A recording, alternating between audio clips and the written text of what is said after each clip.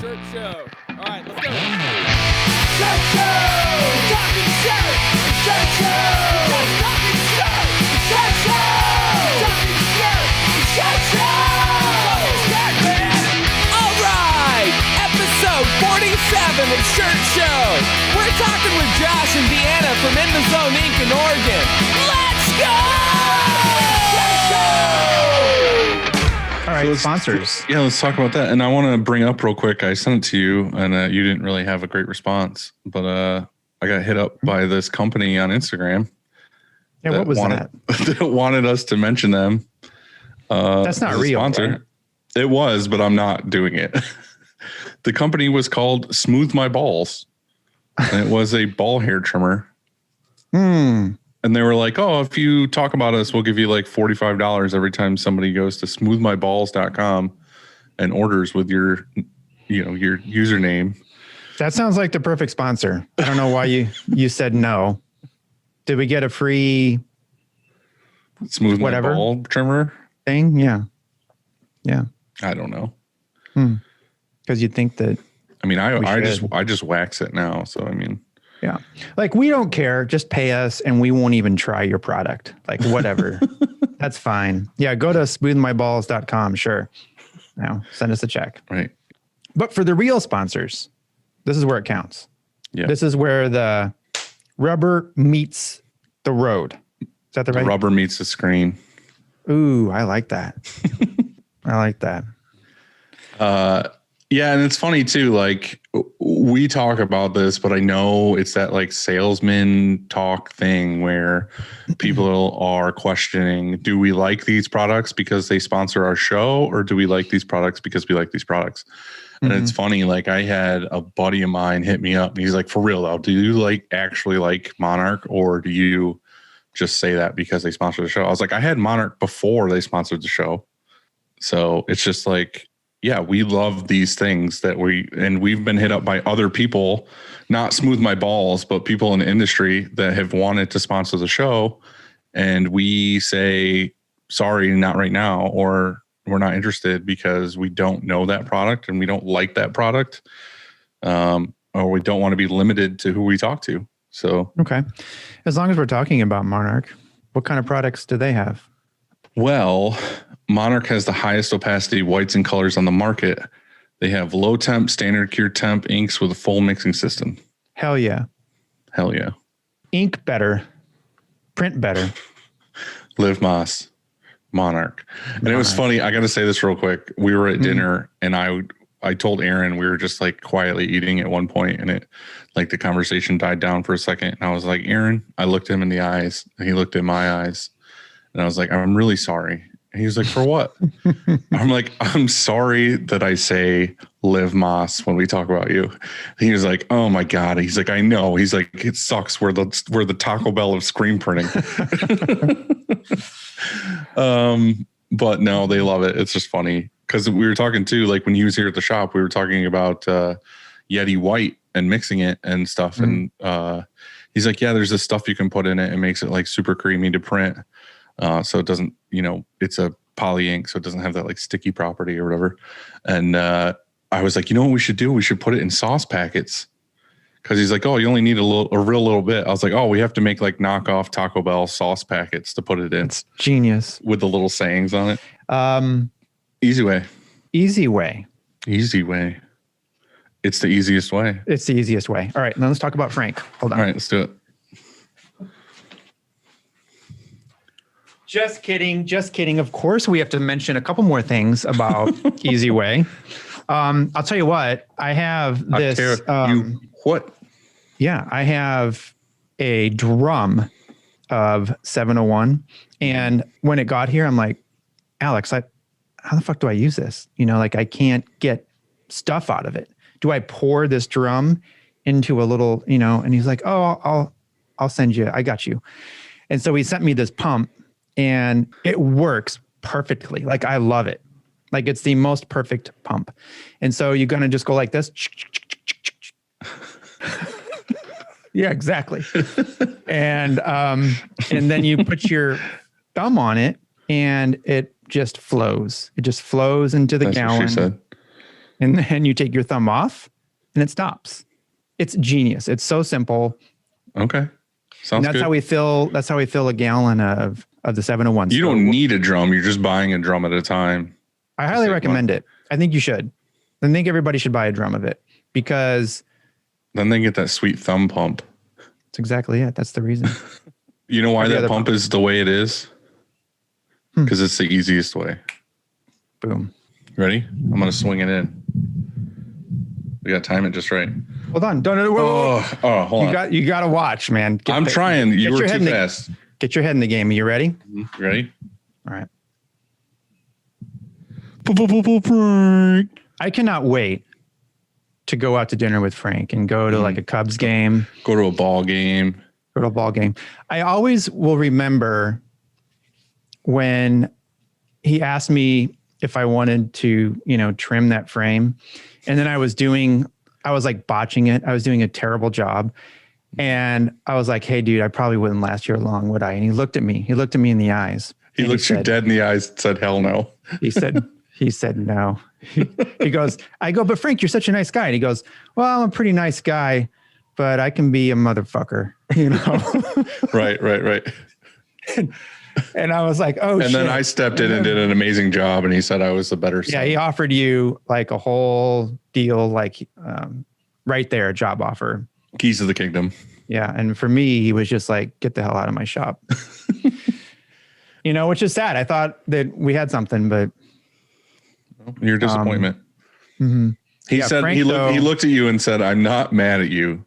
I'm just disappointed. Andy's really sorry to whoever got that shitty frame that he caught the first time. Yeah, I wonder who got that, but I don't know. Whatever. But Frank, he makes screens. Graphic. I had screen somebody fashion. comment or message me and said, oh, wow, I didn't know that Frank restretches. They just thought that if they needed new frames that he's your guy, but he also restretches. He also sells emulsion.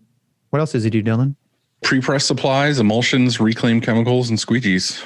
Stop buying bullshit screens from your regular supplier. You don't know where they're coming from. You don't know who's stretching them. You don't know how they ship to them. You know why it's important? One of the reasons I see questions sometimes and they're like, oh, are these frames any good?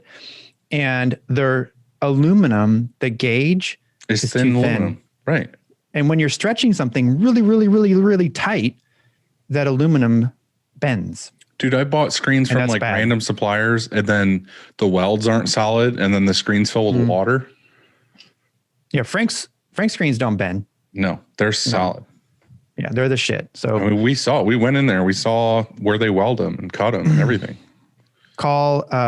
Give him a call, email him. He'll take you out to dinner, take you to a Cubs game. And if you mention the shirt show, 5% off. Thanks, Frank. Okay. Thanks, Frank. All right. Well, we're late. Our guests have been waiting 11 minutes. We should probably say hey. Oh, there we go. Hey. Hey, sorry we're late. Andy's a piece of shit. Oh. I'll take the blame. I thought Deanna did something I wrong. thought I broke it. I usually break computers. No, it was just Andy. Yeah. I'll take the fall. That's fine this time. I wasn't Everybody late, knows. so I'm okay with it. Dylan was on time today. Yeah, I'm pretty impressed. This is going to be pretty cool. Yeah. I got ready to leave the house and then Lindsay was like, don't be late. Daddy's going to get mad at you. And I was like, he's always mad at me. So what's going on, guys? Oh, just working through the weekend. As always. Yet again, another guest sitting in front of a press. Yeah. Yeah, we heard that was the cool thing to do. So I guess we just need green screens with like our presses behind us. There you go. I think that's Yeah, what we're we going to need have to fix that. So why are you guys working on the weekends? Well, really, I'm the only one working. I go home and work. So, we got our whole new screen room, the direct to screen and all that. And so I have to change out the heads on the press because we have the pin system. Mm-hmm. And I wanted to change that to the U-clamp system. And so I kind of did that on Friday instead of printing. So I had to catch up on printing. Now, do they have multiple systems for that press that you can just like different registration systems? Yeah. So they have the pin system, kind of like the MHM. And that's what we got. And wish we hadn't from the beginning. And I've heard that from several people that got it that way. And so with the direct to screen, we went ahead and just are going to change the head out to make it easier to, use the reg pallet that they have. Right. So the reg pallet, I think, is more like the Trilock system where it's got the 3 points on the pallet. Correct. Okay. Yeah. The problem we have with the pins is they just get corroded. And so they're not setting, each screen's a little different how it sits inside the pins. And when you go from what they call their PRU system, pre-registration unit, and then to the press, it never was on. I always had to register manually. Right. Tweak it a little bit. Yeah. Crazy. I always heard the pins were like better than the blocks than the three blocks that we use. So interesting. I've never used that system, but I think like the big upside I've heard was like with the MHMs was like you could, I might be wrong on this, but like the machine has like a memory where you can put in like this job and you hit a button and then it just like locks in all those screens to where it was supposed to be. Oh, so yeah. Not with the Rock. Well, not with this one. Yeah. Ours is, so we actually, I'm not sure if it was the second or third Rock in the US. Oh, really? And they've changed a lot since then. So, but yeah. So you're just getting the upgrades. Yeah. Nice. Well, sort of. Yeah.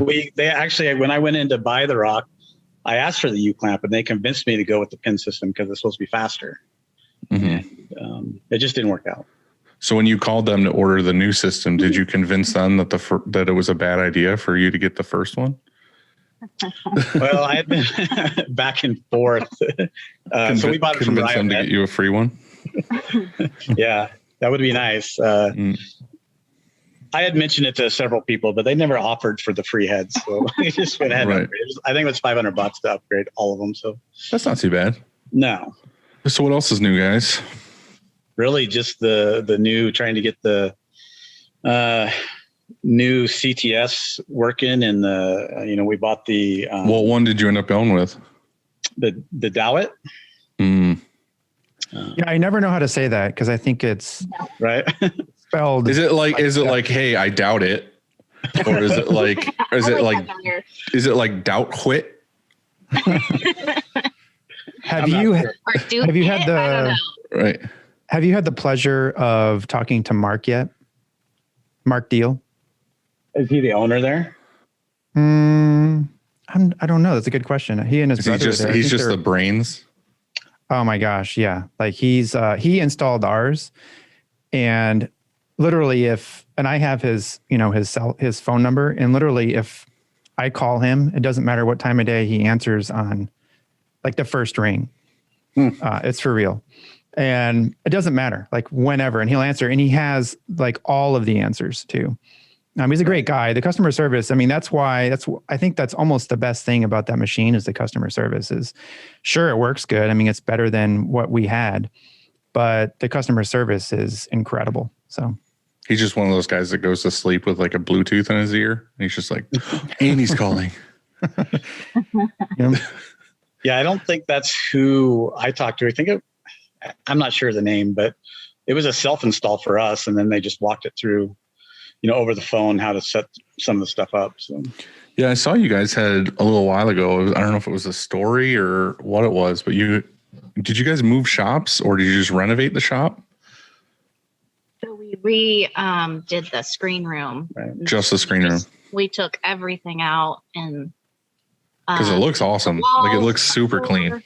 Yeah, it needed it really bad.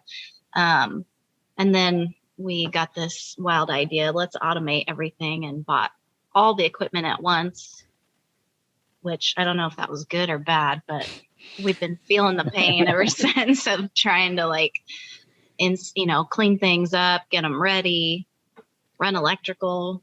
Thank goodness this guy knows how to do like a ton. Yeah, we did the same thing where we bought the entire screen room at the same time. So did I. And the thing that I didn't realize, which I know now, is that changes every single variable all at the same time. Mm-hmm. Instead of just introducing one thing, you know everything else, and you've got this new thing. Okay, cool. Let's just learn this new thing. But instead, we had to learn everything all at once. And looking back, if I had to do that over, I would have just done one piece of equipment at a time.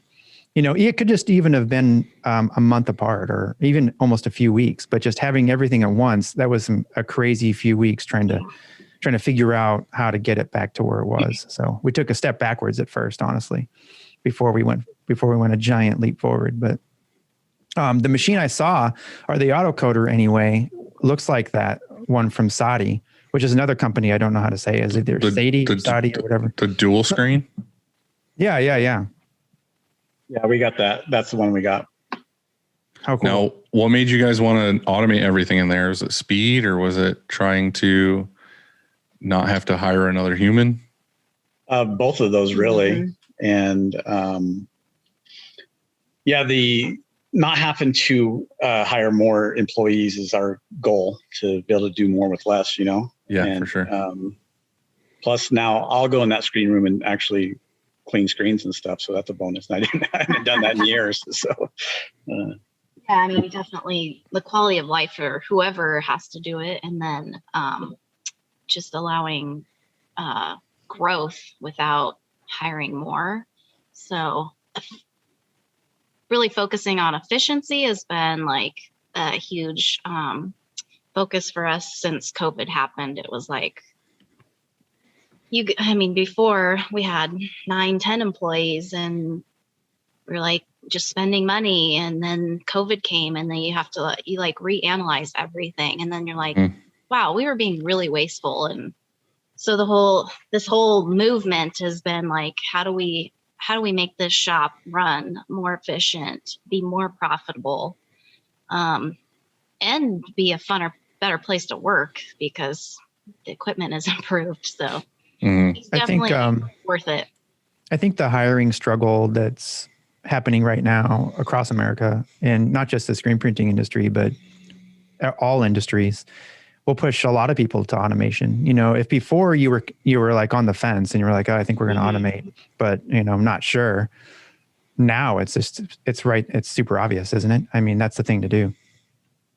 Yeah. Yeah. And it's so much easier to train someone quickly to take over those pieces if you need to. So, well, the thing is, there's a lot less when we talked about kind of automating our screen rooms. It's like, it really takes all the human error out of it for the most part. Like you're, on a computer clicking a job, hitting print, and then it goes directly to exposure. But it's also like with the Unicoat or your guys' machine that you got, the dude who comes in and coats in the morning doesn't have to like, if he had a shitty day or, something and he's too tired, coating screens by hand, they're choppy or they're, too thick or whatever. And now it's like every screen is perfectly coated, uniform. So yeah, you can just have a guy come in and be like, all right, for this machine, you turn the air on and then you hit the green button and it's like, it just coats the screens. So yeah, it was definitely a huge plus. Now all we have to do is keep after him, like clean up the drips, keep that floor clean. I scrubbed that floor. Yeah. Yeah, that's so true. Like when you get a new piece of equipment that you want to keep it clean for the longest, and then it just, for us anyway, it never happens. It eventually gets something on it, but then I guess it adds some character. We still keep it pretty clean, but we're having a guest come on Tuesday, and I'm like, oh my gosh! I started looking at our shop. I'm like, this is a pit. First thing Monday morning, I think it's pretty clean in general, but not the kind of clean if you're having company. You know what I mean?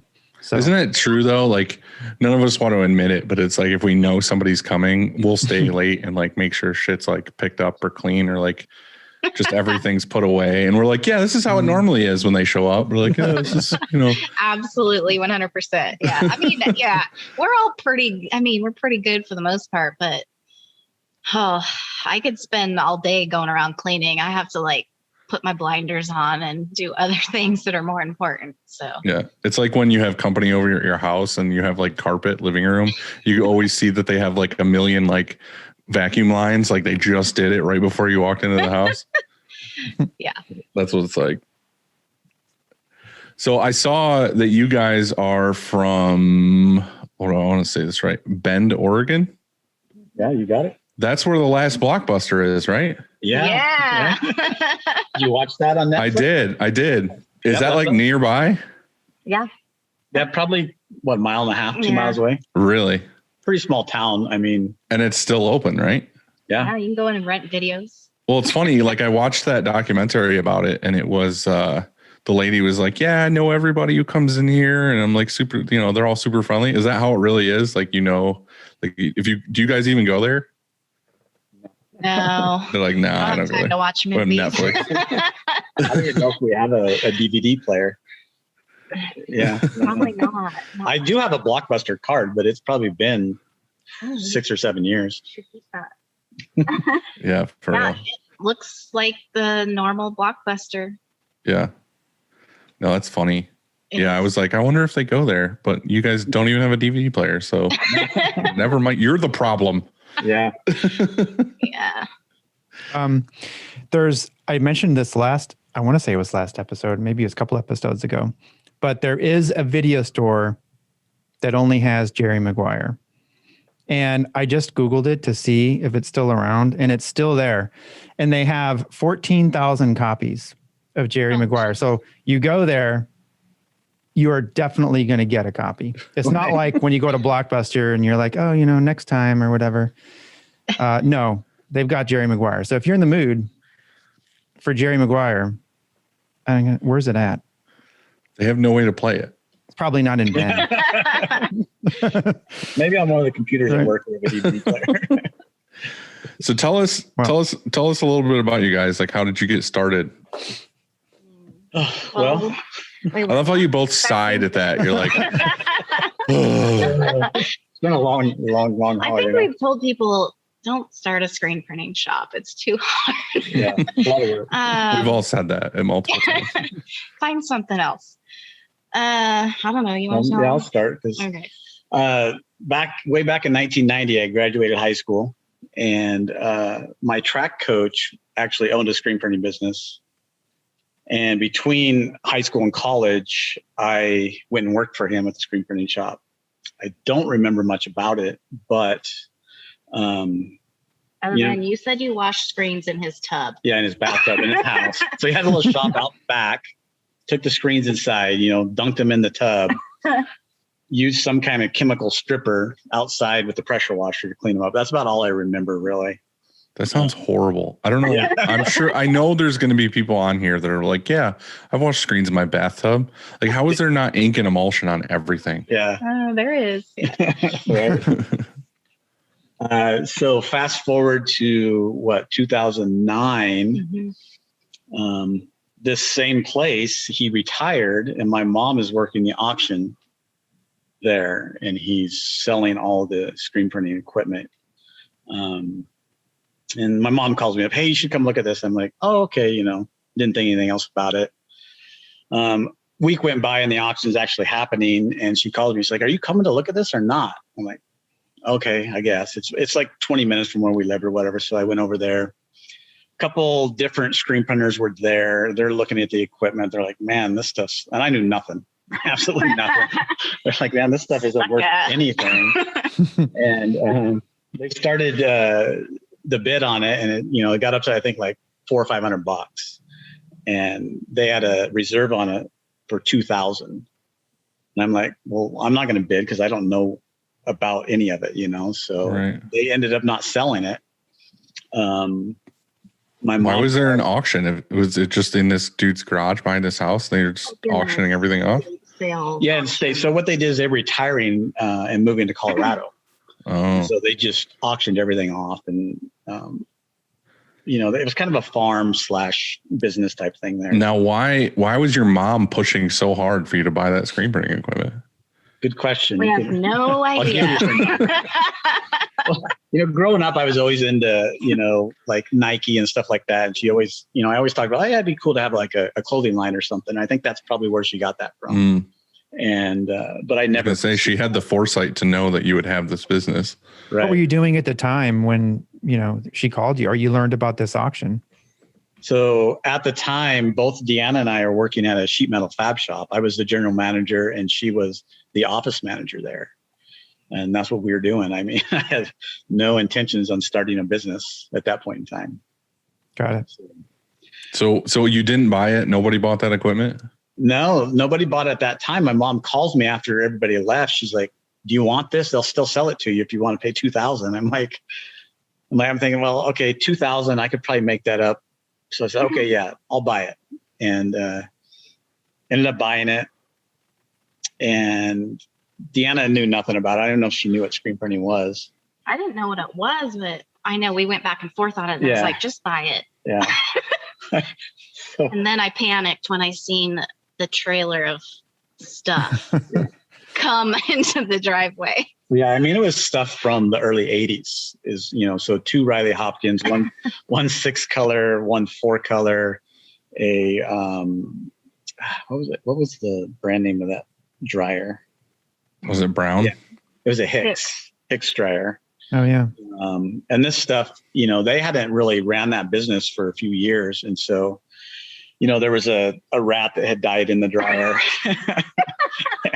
It was pretty nasty. So yeah, we got it home, set it all up in the garage, what we could, and started, trying to research how to even make a screen. Had no idea. If it wasn't for the internet, I don't know how we would have actually got it going. So did you have enough room in the garage to start this on then? Yeah. So I set up the 4-color press and the dryer, and, that was it. There was a exposure unit that was, just regular light bulbs, fluorescents that, right. You had to daylight bulbs. Yeah. That you had to use a foam pad on there. It was a wooden box, and you cram it down to, it took like 10 minutes to expose. Mm-hmm.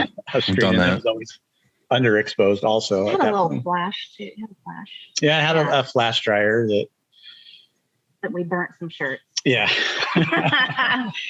So I have to ask. So you said if it wasn't for the internet and I guess YouTube, you wouldn't have known how to do any of it. So who did you first watch?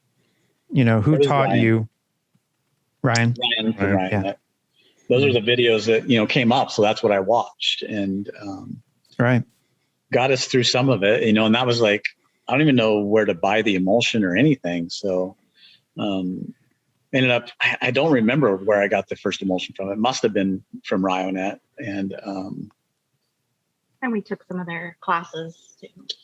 Yeah, I don't remember how long into it was that we took classes, but I think it was a while, So because we were poor, we didn't have money to pay for the classes. So.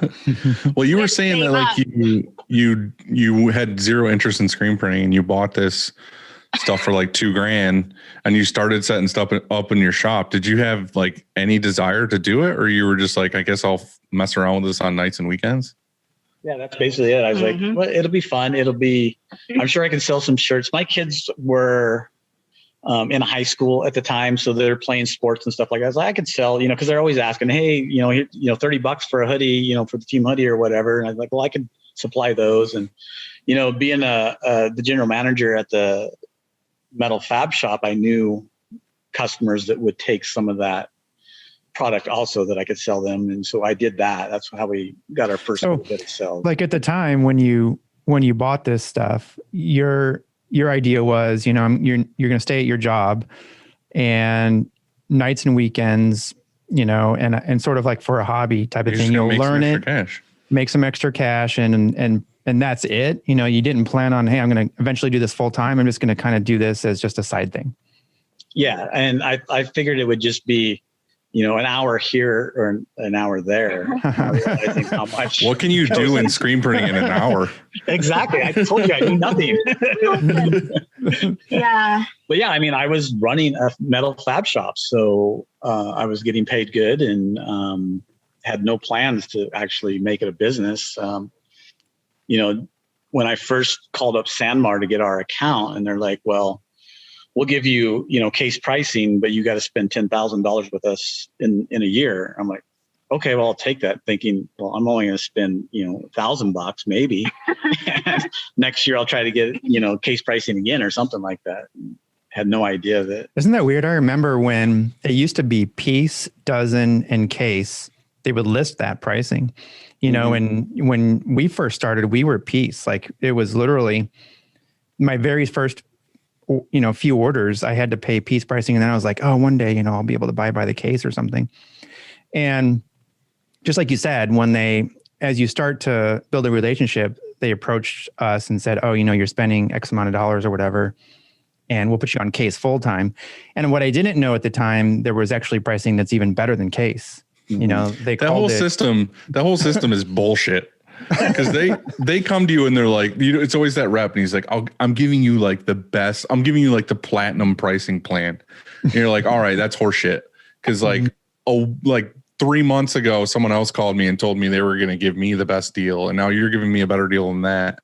You know what? Really, you find out is that when you're doing a good job is when you switch reps completely, because you order out of their bracket. You know what I mean? Like they're like, oh, we have to give you a new rep now because like you order way more than like I'm like supposed to handle or whatever. That's when, you know, like you get to the next guy and you're like, all right, where's the real best pricing? Yeah. I'm still wanting to know what that is. Yeah, we're still wondering. Well, it's funny too, because like even now, like you get an order that's like, I don't know, 500 pieces, 1,000 pieces, 10,000 pieces. You call your rep and you're like, hey, I want to quote on like getting this many pieces, and then they give you an even better rate. So it's like, where's it really, you know, like where is the best possible pricing? I feel like they just look at it as like, what are your top 5 sellers, and we'll give you the best price we think we can give you on those items. And then if you're going to order a shitload of them, call us and we'll see if we can give you a better deal, which is pretty much where I think, you know, what's crazy now. Until now, thinking back when I started, the price of a t-shirt hasn't changed much. Like it just occurred to me, like it's so cheap for this t-shirt. You know, the printing we do costs way more than the shirt, and I can imagine they spend a lot of time on the shirt. But it hasn't changed much until recently. I guess it's going up a lot, just like everything else. Or I shouldn't say a lot. I mean, what's 10% of, you know, $1 something? Yeah. It's not very much. But it's I mean, but right. If you guys need the math, 10% of $1 is 10 cents. Yeah. So yeah, I mean, it's going to go up, even if it's. I love how you said that like it was a mystery, like finding out what's in the pyramids. Chad, like, can you, when you play this back and you edit this, play it really slow where I say, what's 10% of $1 something? I said $1 something. So don't try to save it. Boost that volume, boost that audio right there, so everybody realizes that Dylan's wrong. Smarter than you. Wrong. All right. Anyway, so continue. Well, I feel like another part of it is just like when we first started. And then he's like, I got to go back into it. Continue, Dylan. All right, I'll continue. Well, back when we started, we had a different market. We were dealing with bands and people wanted the cheapest possible shirts. So like we were back then always selling like nothing but like Gildan 5000 and Anvil. What were they? 779s. They don't even make those anymore. Mm-hmm. And they were all like $1.70 something, or like $1.80 maybe.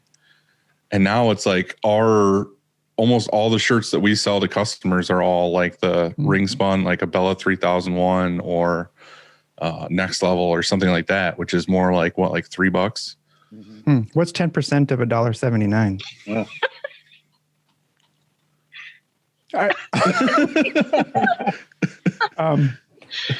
No, but I mean, it's crazy. Like, I don't know how is it that t-shirts haven't gone up much? I don't know. And so, but yeah, there is a whole nother level of pricing than is on when you sign into SNS or Sanmar or Broder, wherever. That's not the real pricing. Right. So anyway, I guess that's the point. So yeah, we're talking about your story. Yeah, where were you? And so you're in the garage. Yeah. He has a 4-color. Yeah. 6-color. He has a 4 and a 6-color and a Hicks dryer. Yeah. So the 4-color, I don't know if you've seen some of those older Riley Hobson presses. They actually have a Lazy Susan spinner that spins the like the heads around? The heads around, yeah, like very. So like if I put any pressure on the press, the whole press would go. it was, so needless to say, the registration wasn't that great, but just a side note there. So I had to do a lot of repairs on that type of stuff. So we didn't really even ever use the 6-color because of that. That part on there was just destroyed. So never got into fixing that. But so moving on, we did a couple. Well, Deanna wasn't even really involved in it at that time. I did a couple little jobs here and there, but really wasn't pushing it. Just kind of learning, And then 2000, what was that? It was when I got laid off. Yeah. So February 2010. So just a few months after you bought it, I got laid off. We were in recession. So I was upset for a minute, and then I woke up the next day and went to work, and I went downstairs and started calling people, emailing people, taught myself Illustrator. I thought, I'm not just gonna sit around. So help him get this going. We didn't know what that was. I don't think we ever thought ahead, let's take this somewhere. I lost my job. So I was like, well, what the hell am I going to do now? So after I got laid off and I started working on In the Zone, I think it was 6 months, and we had to get a commercial space because it just started moving really quickly, and people were a little weirded out coming to our house. And I was equally weirded out having people come to my house. And 6 months is really fast. Everything happened so fast. Did you just get a ton of school customers and just right off the bat? His kids being in the high schools, one was still middle school, maybe. No, they were all high school. Yeah. And then just the connections that really he had, we just started with that. And then it was just word of mouth so fast. So were you doing all your printing on nights and weekends? Yep. Yes. For probably up to a year. Yeah. We went to the commercial space, and I think we were there 4 to 6 months, and then you quit your job. Yeah, I got to tell you, this wasn't really a commercial space, like she says. We called it the shack. This place had no running water, no facilities, barely had, I think it had 100 amp service for power there. So we had to bring in those 300-gallon, food containers. Water tanks. Yeah. And I stacked I think we had 2 or 3 of them. I stacked them up so I could. So Dutch Bros is right next door to us. I asked them if I could use their water, so I filled the tanks up with their water, and it'd just be gravity fed into the pressure washer to be able to wash screens out and stuff like that. And so there's no heat out in the shop, so we installed some electrical heaters to keep it from freezing at night. During the day we had no issue there. That Hicks dryer put out plenty of heat. So what was the deciding factor to move to that space right then? I mean, I know you said that people were a little weirded out coming to your garage, but why? It seemed like did you get more square feet when you moved to that space? Because you had almost a better situation in the garage, with water and the power and all that kind of stuff. We got more square footage. We also got a lot of road traffic, which we thought would be a good thing. It really brought the wrong kind of clientele because we were on a main road that goes through town. And then, so just kind of having that office space for people to come into. And I don't know, what else was I going to say with that? Yeah, I'm not sure. I mean, we were kind of looking around. I mean, it was dirt cheap at that time because, it's in the recession and nobody can rent anything at that time. And, I called the guy up, we went and looked at it, and I said, okay, let's do it. And Deanna's like, what? And all of a sudden we just did it. It was well, you still had income from your job that you still had. So that was, it's not like you just dove in. Yeah, I had unemployment. So yeah. We might have been, just like the people now, we might have been making more money. Yeah. I don't know.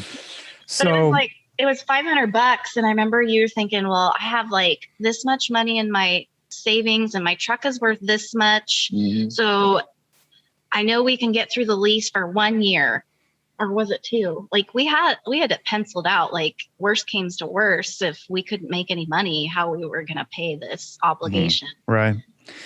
Like It's at this crazy. point, it sounds like anyway, you weren't thinking like, oh, I'm going to do this for an hour, here and there. Like if you're going to, move to a spot, and I know the rent's only $500, but still that's a commitment. And you must have in your minds thought, okay, well, we might make actually a go at this, as a real, like a legit business. Like we could both do this full time. And so at that point, maybe you were considering it. Yeah, I would say after I got laid off, and then we started getting more and more orders, then it became real, like, oh, this could really, we could live off of this business. We took it somewhere. I know. Now, that's what I was thinking, but did you do like the math and the penciling it out when it came time for you to be like, I'm going to quit my job as a manager to doing this? Or you're just like, I just want to do this. Like you have.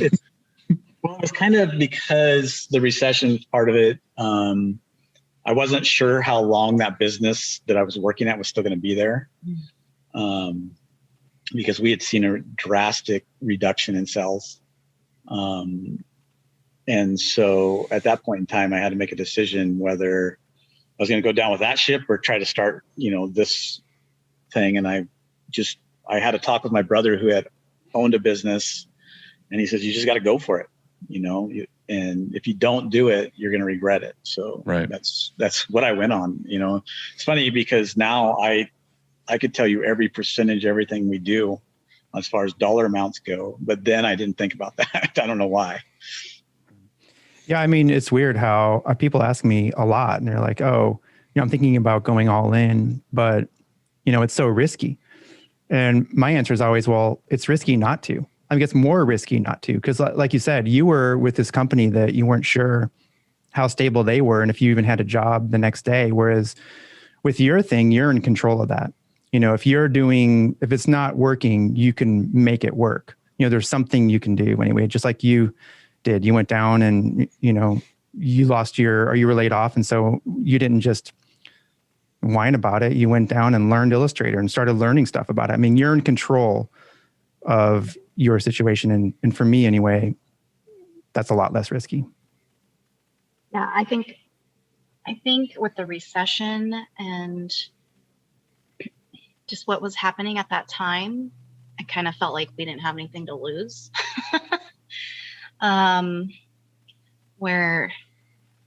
If I was to do it all over again right now, it'd probably terrify me. I mean, it terrified me then, but I was like, well, my car's paid for. I'm good there, like.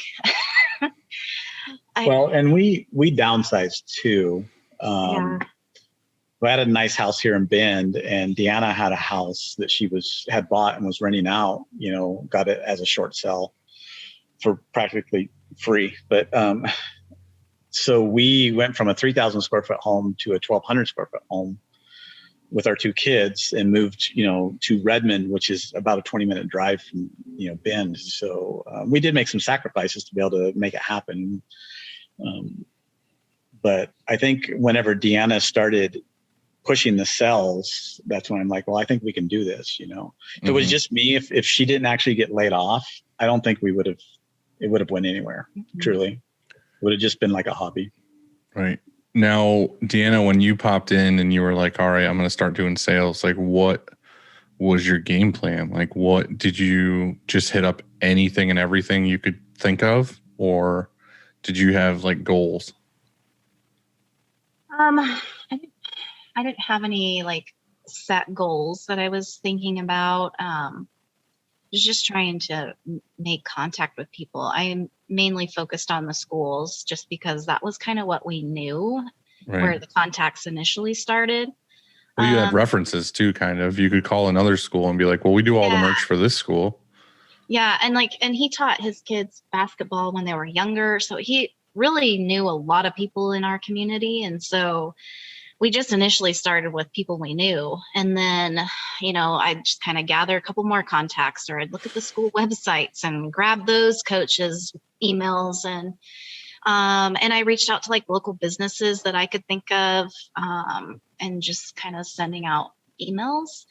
And then just the Illustrator, I just started playing and just, I don't think I watched a few videos, but just really just getting in it and playing with it, and then learning how to set up the film and separate colors. Oh my God, it seemed so hard. But yeah, it was just. So were you doing? But I didn't have anything else to do. I mean, were you doing the sales and the SEPs, and he was doing printing? Yeah. So I do all that during the day and have it ready to go for him, or order any garments we needed, and then he'd come home at night and print. And print on the weekends. And there was, for a few years, I would say it was hard. How late were you printing into the night? Like midnight type of? Yeah. Like midnight type of thing. And then being at work at 7 a.m. Yeah. Yeah. That's tough. I love how you both were just like, yeah, that's what we did. It's crazy hearing your story about how your first customers, because we did the same thing. So Joanne went to Office Depot and we bought a map of our county and we hung it in here, like right back here. I'll never forget it. And we stuck pins in where every high school was. And it was just starting to be where, high schools had websites, and they would list, just like you said, they would list all of the coaches. And so like we composed this email that we were going to blast out to everyone, only we were going to personalize it every time. We were going to say the coach's name, like instead of just dear coach or whatever, we were going to talk to them, because I knew that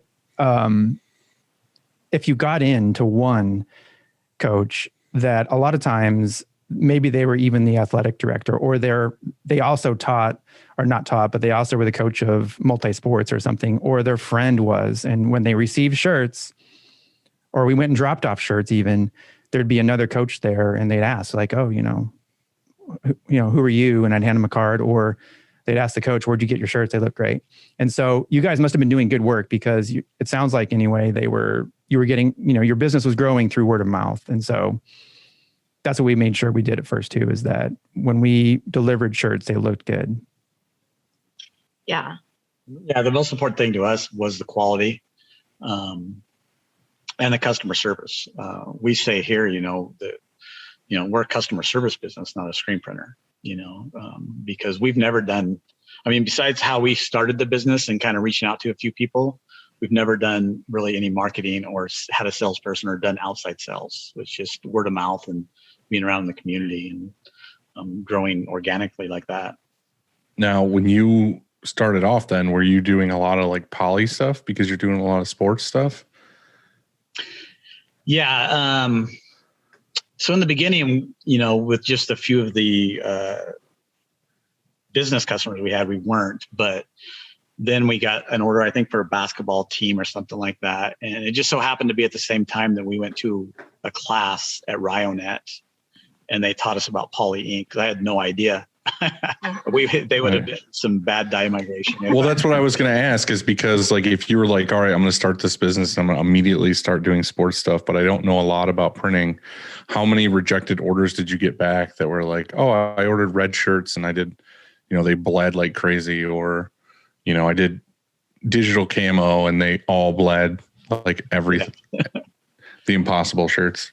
Yeah, luckily we went to that class at the same time we were doing that first order, and we never had any of that issue. I've read a lot of that on the forums where people like, why is this polyester doing that? It's just, I got lucky, I guess.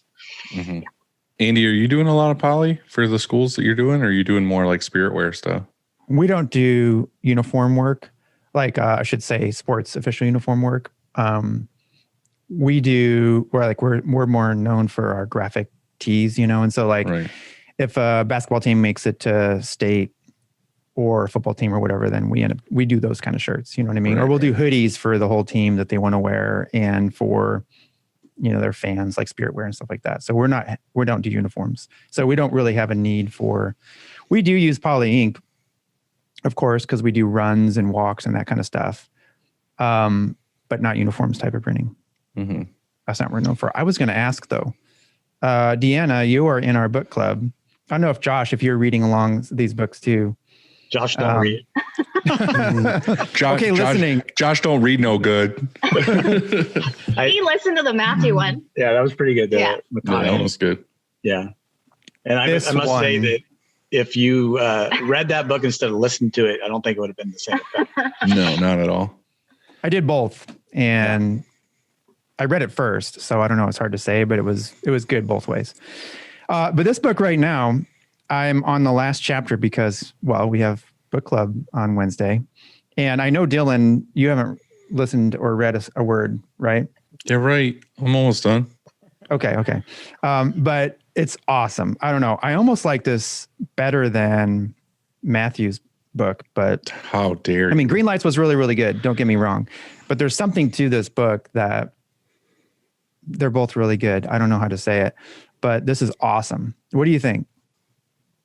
I listened to more of it yesterday. I think I have a couple hours left to go, so I don't know exactly what chapter I'm in, but I definitely liked this more recent kind of, it started picking up a little bit where he's like, taking on some of these bigger roles and dealing with, Pixar and Steve Jobs. And I was like, oh my gosh, right. I can't like wrap my brain around, like what it's like to like live in this world. Like, I think that our business is crazy enough. And then I'm like, how do you manage this stuff? I'm just like, I don't know how to think in that world, I guess, but it's pretty interesting to hear. I mean, the book title is definitely appropriate because it sounds like quite a ride that he's been on in this course. Yeah, for those of you that don't know, it's called Ride of a Lifetime. And it's about the current CEO of Disney. But he, there's so many takeaways for me, and one of the biggest ones right now that I'm thinking about a lot is that he gets caught up in day-to-day operations sometimes, but usually it's not for long.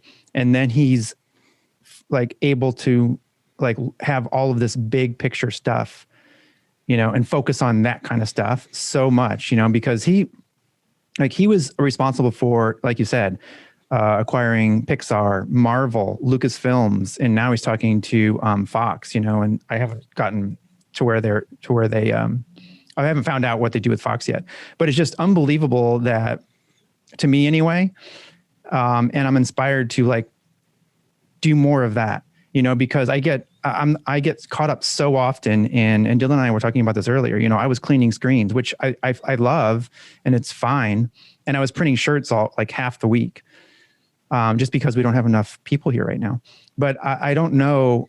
I've got to figure out a way anyway to think about like stuff on the macro and think about bigger picture things. And really, because I read this book, I know how important it is, now more than ever. And so, do you guys find yourself? I mean, Dylan, do you feel the same way? And Josh, I mean, I'm trying to do that now. Like, I've been trying to do that over the past like 3 years, is be more hands off with the actual like manufacturing part of the business and more big picture, or acquiring bigger new customers and niches that we really want to get to, marketing stuff or stuff that, a lot of times you're like, oh, I have this really great idea, I'd love to do this. But again, you're like, I'm on press, or I'm, heat pressing stuff, or I'm, dealing with all the day-to-day problems. And it's kind of like getting staff on board and,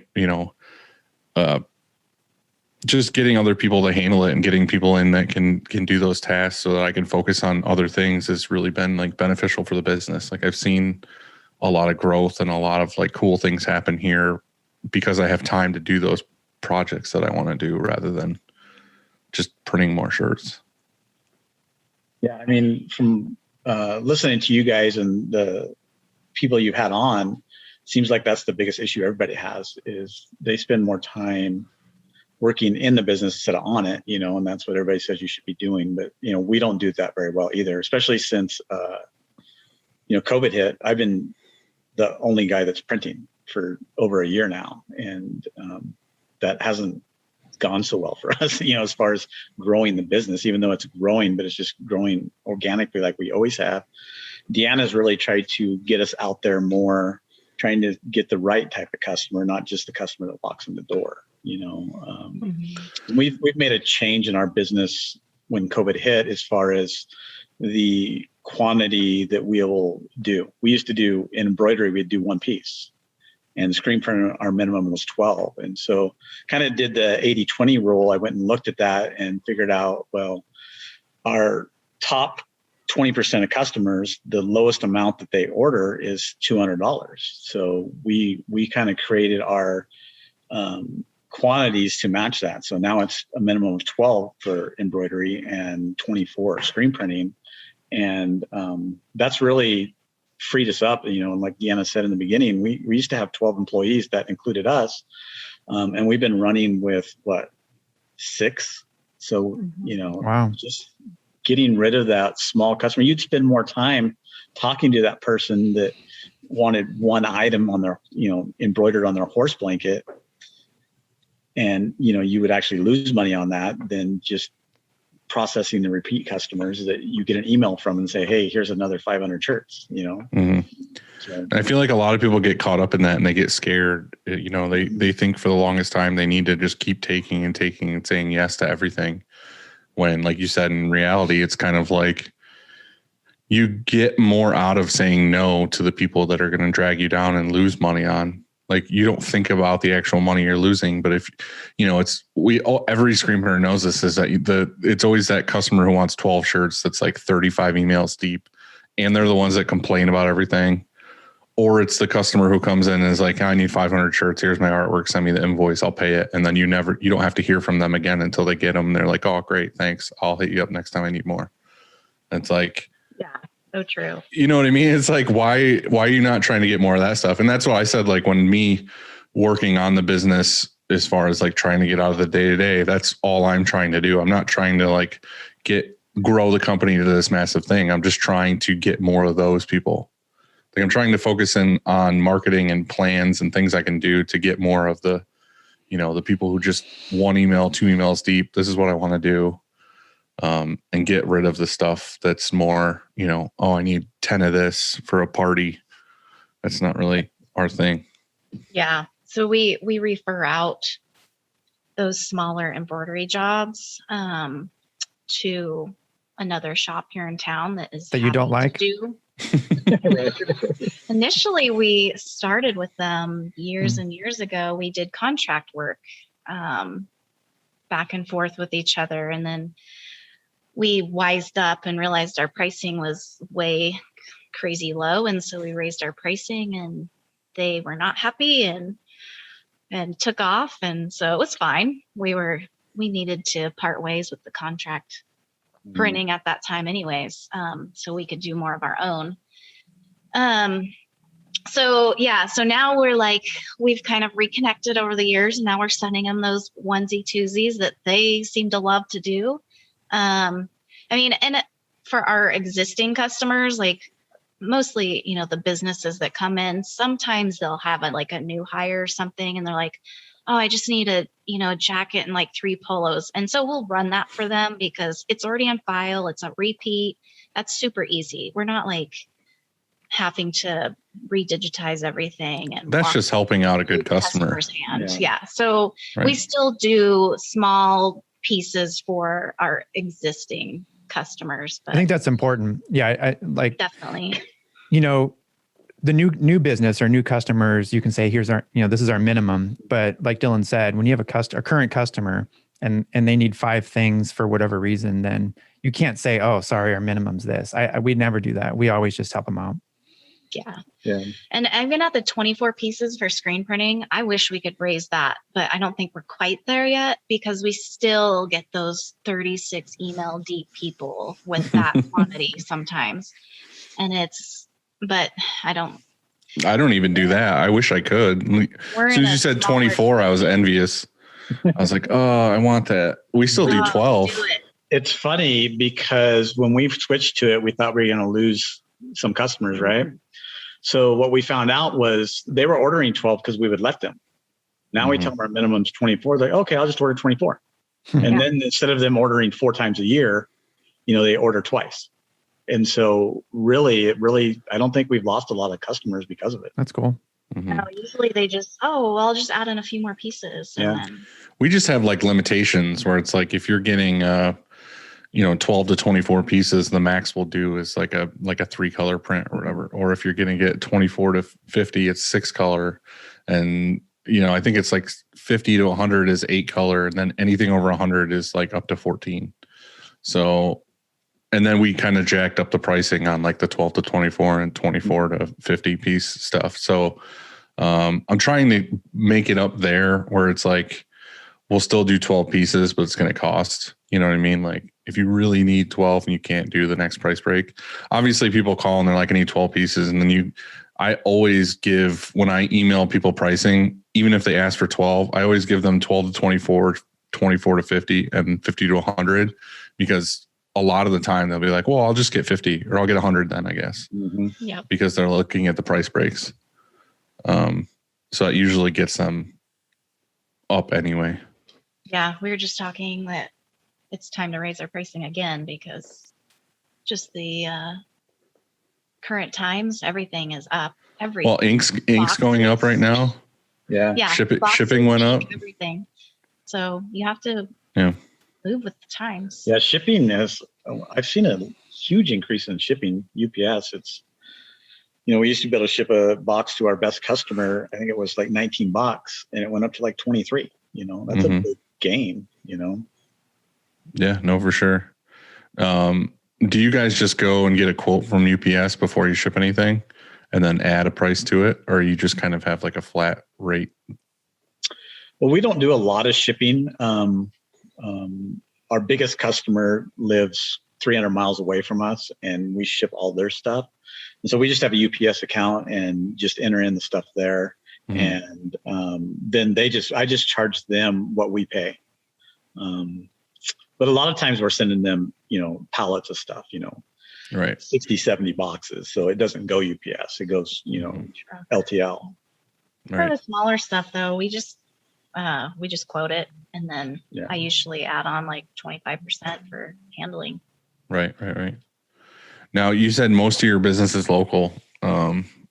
Is that kind of always been, you don't try to branch out, or are you happy being just kind of local for the most part? I would love to branch out more.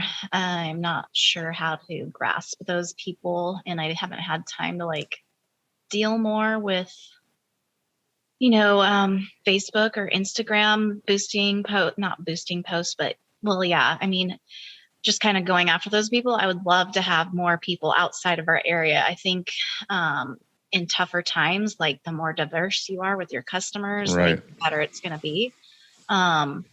So I would like that for a better safety net. But just, I don't know. We're running the day-to-day stuff and we just do what we can. But I definitely have been trying to go after like churches more. We do a lot of construction companies, but like trying to go after some of the bigger ones because the repeat, like you can't get better than that. You can't get more efficient and more profitable than repeat work. So I'm like, I want the easy jobs.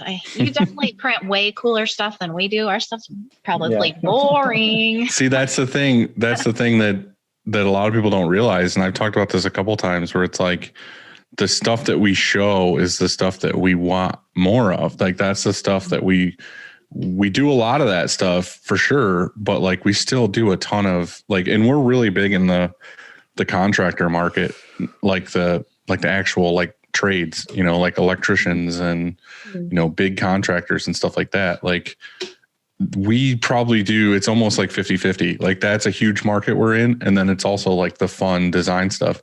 But like you said, it's the repeat business from those guys, like a couple times a year at least. And they always order a ton of stuff and it's always easy as shit. It's like one color left chest, one color back on like a heather gray tee. And it's just, we do so much of it, but it's not really stuff I want to promote on Instagram. It's like, I was just thinking maybe you should.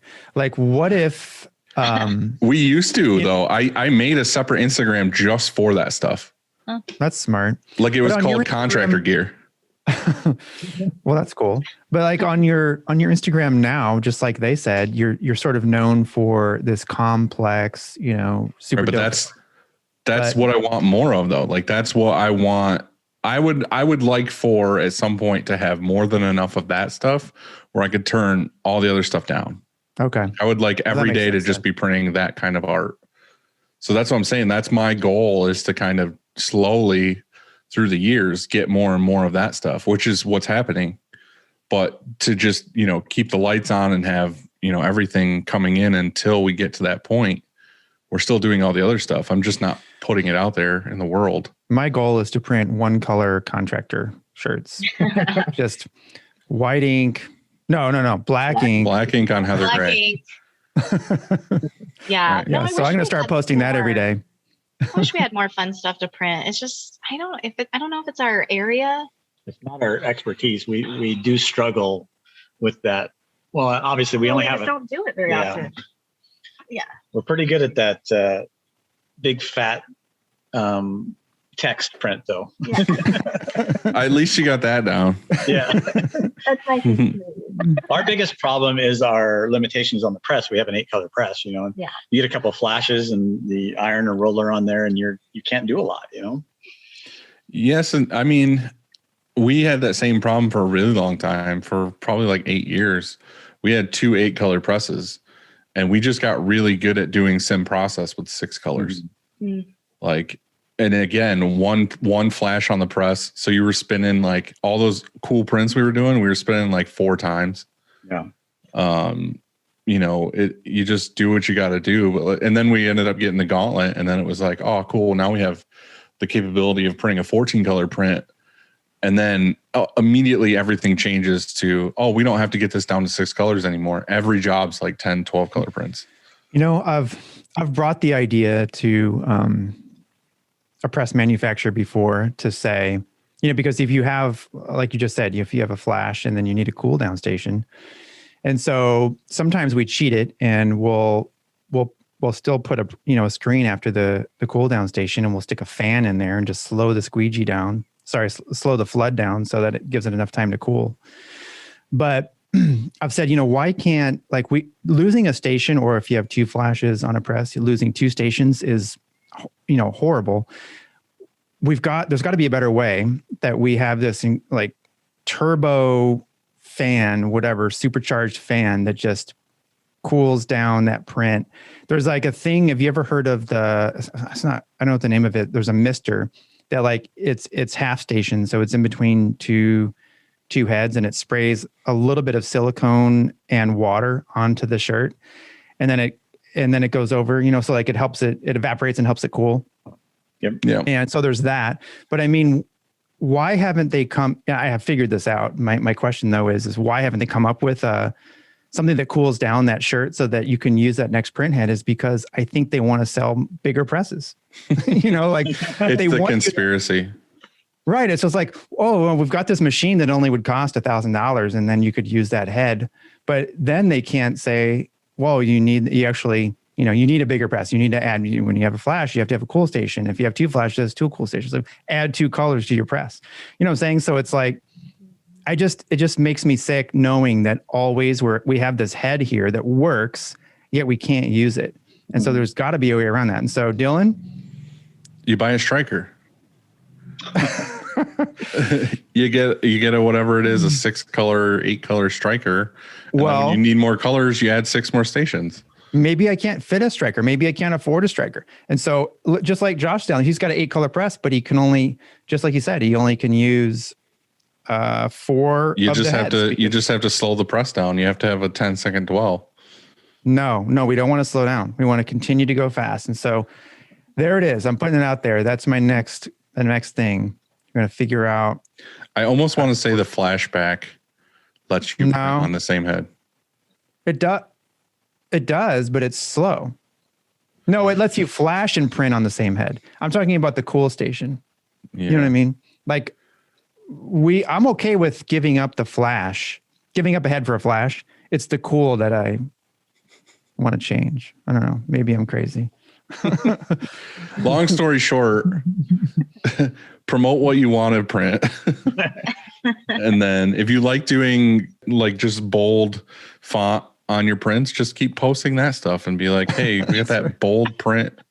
Well, it's all we got. So right. No, but that's true. Even with like the church, like, because I wanted to get more churches. So I'm like, every time we do a church print, I'm like blasting that. And like, Well, the thing is that people will be like, oh, in the zone, they're known for doing church apparel. So it's kind of like, just keep putting that out there. And like you said, you're like, oh, you're known for doing this kind of thing. It's like, it's just because that's all I put out is that's what we're doing. You know, might print like 30 jobs a day. I might only post one print we did that day because the other 29 were one color left chest, one color bag. Yeah. So what do you guys do now in the business? You say you got 6 people. Are you still on press and are you still in the office? Yes. Yeah. So I do the printing. I am the tech guy. I am the computer You're the guy. jack of all trades. Yeah. So accounting. I also have other small business that I do. So a little machine shop. So. Oh, really? Yeah. So you just couldn't leave it. You couldn't leave the machine shop industry. Well, it went out of business and you got it at auction for a couple grand. His mom called him. It was like, hey, there's an auction going on. And now you're the boss. I did not pursue the machine shop work. It pursued me. Originally, I was just farming everything out and then marking it up. And eventually I bought some equipment and we just brought it all in house. So what are you making? So heat sinks for airplanes, they stuff them, these heat sinks with electronics that control the blinking lights you see in our airplanes, that keeps the birds from flying into the engines. So there's a company here in town that has a patent on that we make all that metal parts. It's called the heat sink, like SINK. Yeah. So it pulls the heat out of the, just like on your flashes, probably you'll see a heat sink on there, aluminum that's got fins on it, and that pulls the heat out. So it doesn't let the electronics. That's like that's not at all what I thought you were going to say. I thought you were going to be like, oh, we make this one, I just make these things for fun. You're like, no, this very specific part on an airplane. Yeah. And so actually I got to make oxygen tank fillers tomorrow. So just a few certain things that they, specialty items. So you just have like a contract with them basically. And then they're like, hey, make this for us. Yeah. And the markup's phenomenal. So do you do that out of a separate shop or somewhere in the shop there? It's tucked away in our shop here. I got about, I don't know, what is that? 400 to 600 square feet that it's in. A couple part-timers that do all the work in there. So his mom. Is it really? My mom and my stepdad. Yeah. Hell yeah. That's awesome. A lot of people don't know this, but at one point, my brother has worked in a machine shop like his whole life, basically. Like he got him a job in a machine shop, like out of high school. And he's worked at maybe like, I don't know, I want to say like 5 different machine shops. But that's like what he does. He went from like running a machine to programming machines to like the manager of like quality control or whatever and so on. I don't know. I think he sits in an office now. But he got me a job at one point at the machine shop, like one of the early ones he worked at. Cause I was like, I need a job, like give me something to do. And I was there probably 3 weeks and it was not for me. Like I was running a machine making counterweights for forklifts and it was like green smoke in there. There was like no ventilation. It was horrible. Did they let you watch YouTube your first hour? No. When you got there? Like literally my whole job was taking a metal plate, putting it in a machine, hitting go, and then it would cut the machine out. And then I would have like I don't know what it was, a drill press with a thing that like just reamed the like circles that took the extra pieces off or whatever. And I would just stack it on a pallet and then I would put the next part in and just do that all day long. But anyway, not funny story, but there was this dude like 2 machines over from me who everybody there hated their job. Like nobody there loved working there. This dude was literally asked me to break his hand so that he could get money like sue the company and then just like stay at home. I was like, no, dude, I'm not breaking. I watched him go to like 3 different people and be like, dude, break my hand. And he tried putting it in the machine and it wouldn't like break his hand. I literally watched him put his hand over a pallet and drop a huge lead plate on his own hand. And he broke his hand.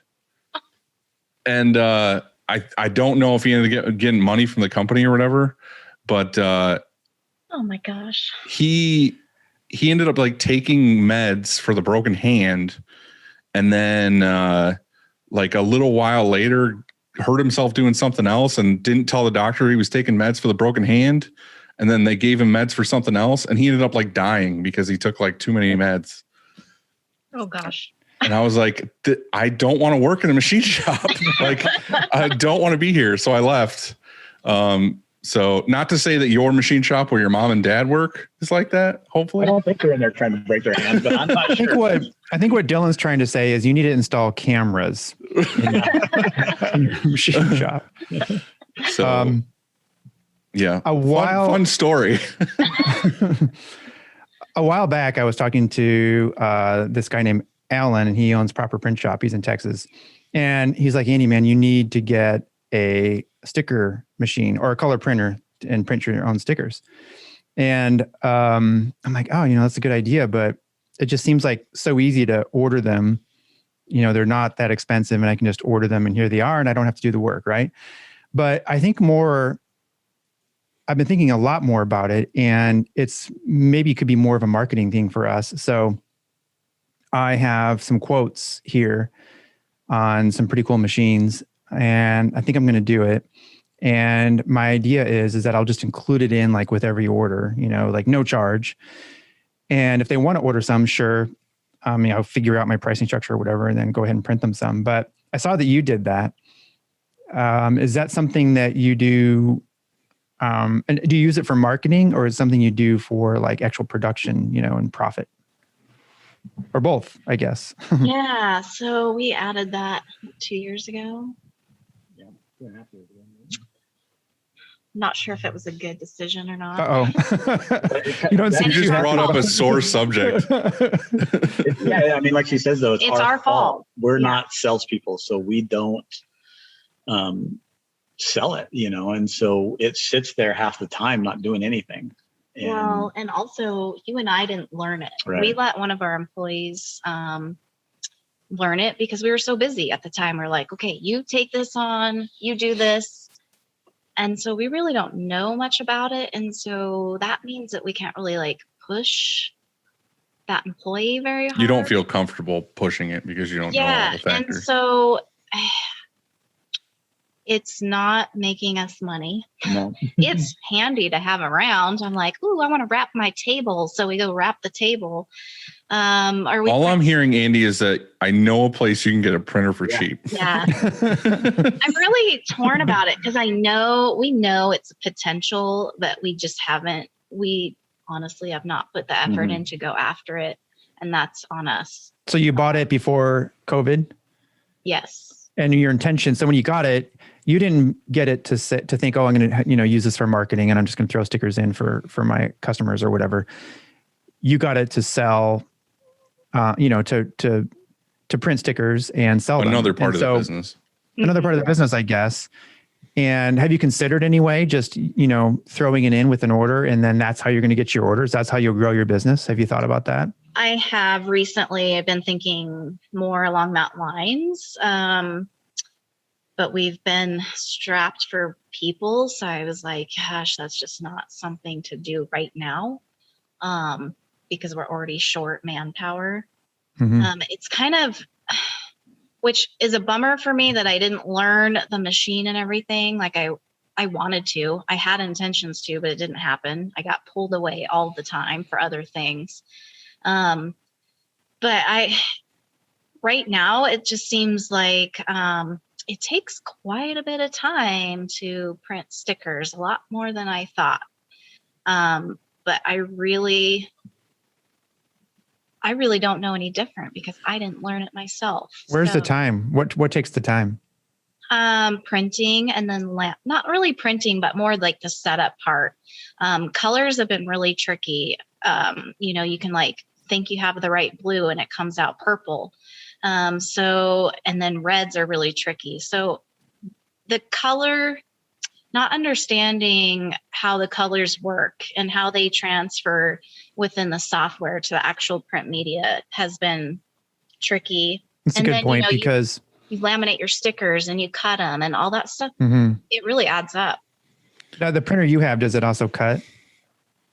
Yeah. Okay. Yeah. But We have a separate one. The problem with it is when you print a sticker, you print it and you have to take it out, laminate it, and put it back in to cut it. So it doesn't, do it all at once. So we actually have a cutter also that we use to cut, so you can be printing while you're actually cutting, right, type of thing. That was the idea. That doubles your production essentially. Yeah. And if you're doing that all day, every day, and I'm sure, you could be good and fast at it, make money. And, the reason why we originally did it, because we were outsourcing stickers and banners and heat transfer vinyl, that gets printed, the multicolor stuff. And then we're like, oh, well, we already have the customer base of all the contractors and everything. So we can start doing wraps if we buy that printer. And now we've decided, no, we're not doing wraps. See, like, I'm in the camp of what you're saying right now is I've thought about that over the years of like, I'm already in this industry. I already have people that ask for stickers. I already have people that ask for embroidery or wraps or all this other stuff. But then you end up being jack of all trades, master of none. Like, you're too spread out over all these things. It's like, I would rather just like suck it up and just be like, hey, we don't do this. But I can refer you to somebody that I trust that does a good job. But like, it sucks to say no to that kind of thing, but I'd rather know for a fact that like we're good at screen printing. Like, if people want to come to us for printing, that's our bread and butter. That's where we make money at. But like Andy said, with the sticker thing, is it's kind of like, it's a great idea to just be able to be like, all right, I already have your artwork for the t-shirt. I'm just going to go ahead and I'm going to print like 50 stickers or something, throw it in. And then if they want to order more of those stickers or whatever, it's a great way to build that business. But like, I feel like you have to hire somebody with a little bit of an experience that's done it at another place and be like, hey, you run this department. You know what I mean? Like, you can't just hire a random dude and be like, let's figure this out together, because you're never going to have the time to dedicate toward it. And that's like the whole reason why we don't do embroidery here either, is because I have the best possible scenario, and I have literally a lady across the street who just does embroidery. So like, I take all my embroidery there, but like, I don't even want to think about like adding that department and then my brain space being like, hey, you want to learn a whole nother part of this business? Well, you still got a ton of other stuff you want to learn in the current business you're already in. Yeah. My thinking was kind of like yours, is that I already have this artwork here, and then I just send the file to, the sticker maker thing. And boom, I have stickers, Technical right? term. Yeah. But it sounds like it's not that easy. It sounds like the art that I have, when I send it and I hit print, it sounds like the red maybe won't match, or like you said, the colors, there's an issue there. And I don't know if that can be fixed in your RIP or whatever, but it sounds like it's not that easy. That's why I feel like you need to steal somebody who's in that industry already, who's done it for like 4 or 5 years or something, and be like, hey, you want to work for me and run my department? Yeah. That's what I would do. And that's what we did with our embroidery. We took on an existing business. So it was kind of like just already done. Right. It's like plug and play, basically. So yeah, having someone that knows the wide format printing and really knows how to do it, I think would be a great idea. And I think that, giving each customer a little thank you of stickers, I think it's an excellent idea. You just have to make sure you have that manpower for it, because it is going to take time. The worst thing you could do is be like, hey, here's these awesome stickers. And then they come to you and they're like, hey, I want more stickers. And you're like, shit, the turnaround's like 4 weeks because I'm not ready to make you more stickers for you yet. Yeah.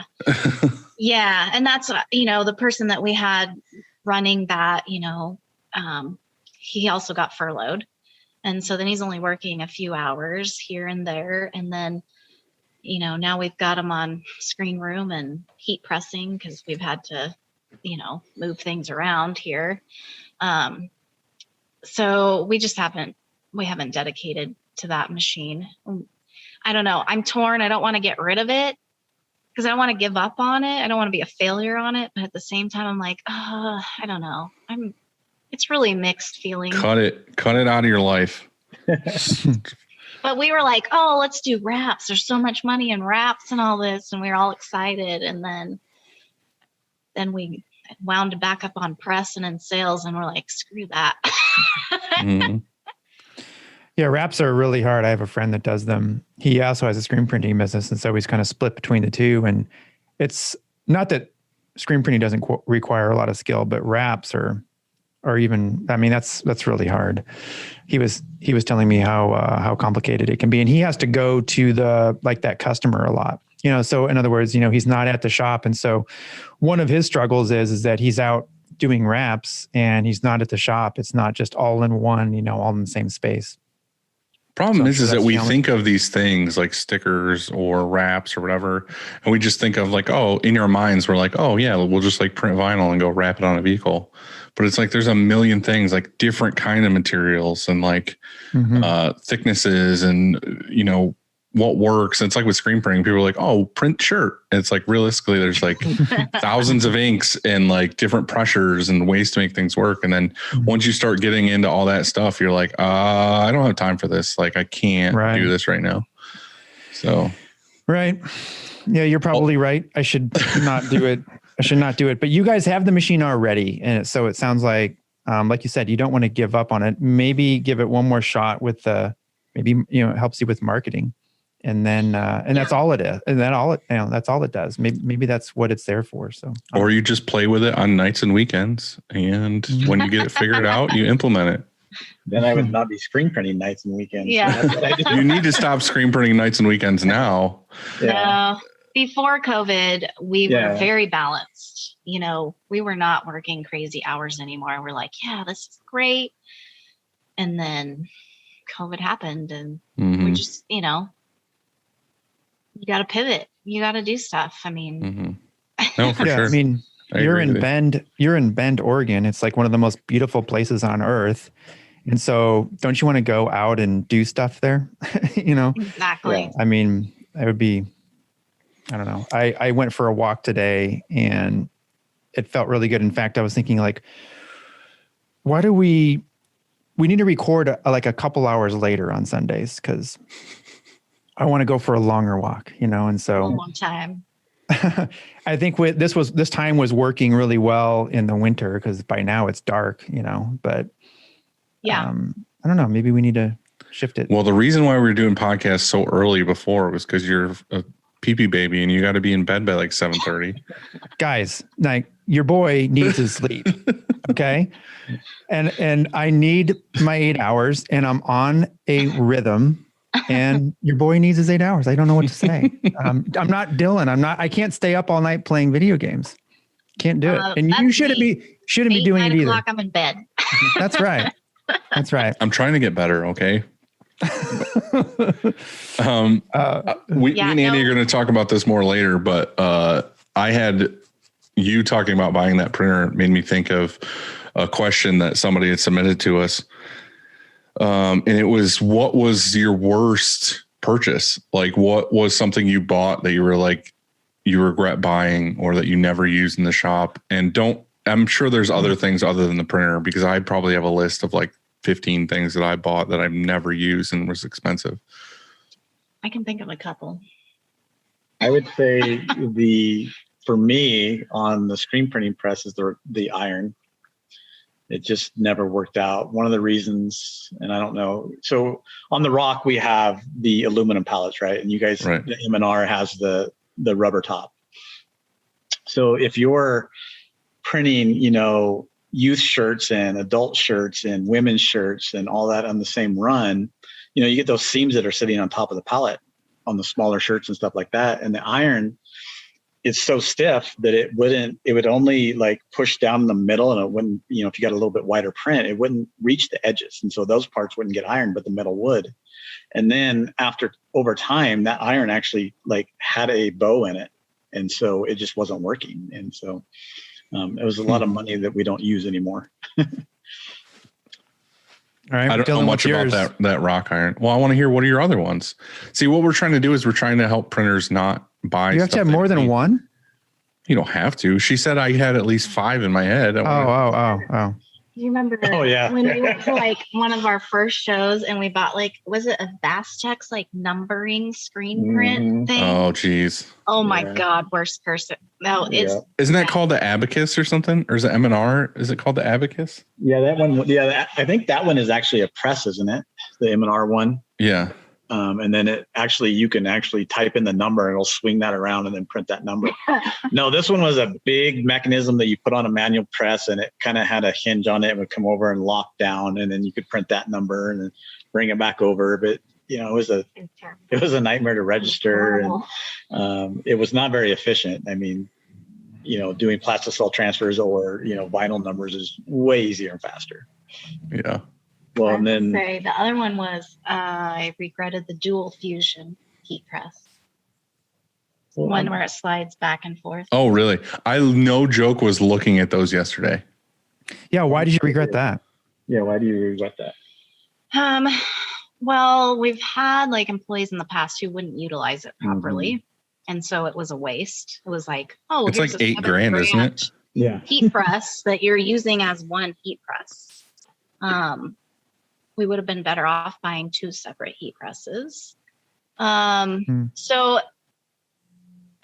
yeah, mainly for that. There's very few jobs where it really, works to go back and forth like that. I think most of the time you can do it probably just as fast with a single press. Yeah, I mean, it depends on what you're doing on that press. Most of the stuff, like doing a 12 jerseys on there is not, efficient. But like, when we got it, we were doing a lot of the park and rec stuff where you're doing 500 kids uniforms that are numbers 1 through 12, and 52 different teams. It actually worked well for that. But, I liked your idea of if you need, more production out of it, just to buy 2 heat presses. Makes more sense. I mean, I think it would even be less money. Well, and then it's more versatile. So if you got 2 different jobs, different temps and all that kind of stuff. Yeah. I was actually looking at an air fusion yesterday and I was looking at the dual and I was like, I don't really need that. I just more want the swing away and I want to have like the exact pressure. Because with the air ones, you could put in like 45 PSI or whatever. And it's like definitely exactly what it needs. So I was like, oh, that'd be cool. And then I saw the other one and I was like, this one's like $4,000. I want to say it's like $4,500 or something. And then the dual was like $7,000. So you almost could have like another $1,000. You could have had 2 of those heat presses. Yeah. Like if one's down, then you always have the other one. Yeah. All right. Do you have any more? I hope not. I got one that Deanna's going to love. What? When you bought the bling Like the rhinestones or something? That was like in our first year. I can already picture how that went. She's like, I'm going to bedazzle the shit out of everything. We were rolling in the money after that Right, purchase. but it came with the plotter, and It we did used come the with- shit out of that plotter. Yeah, that's true.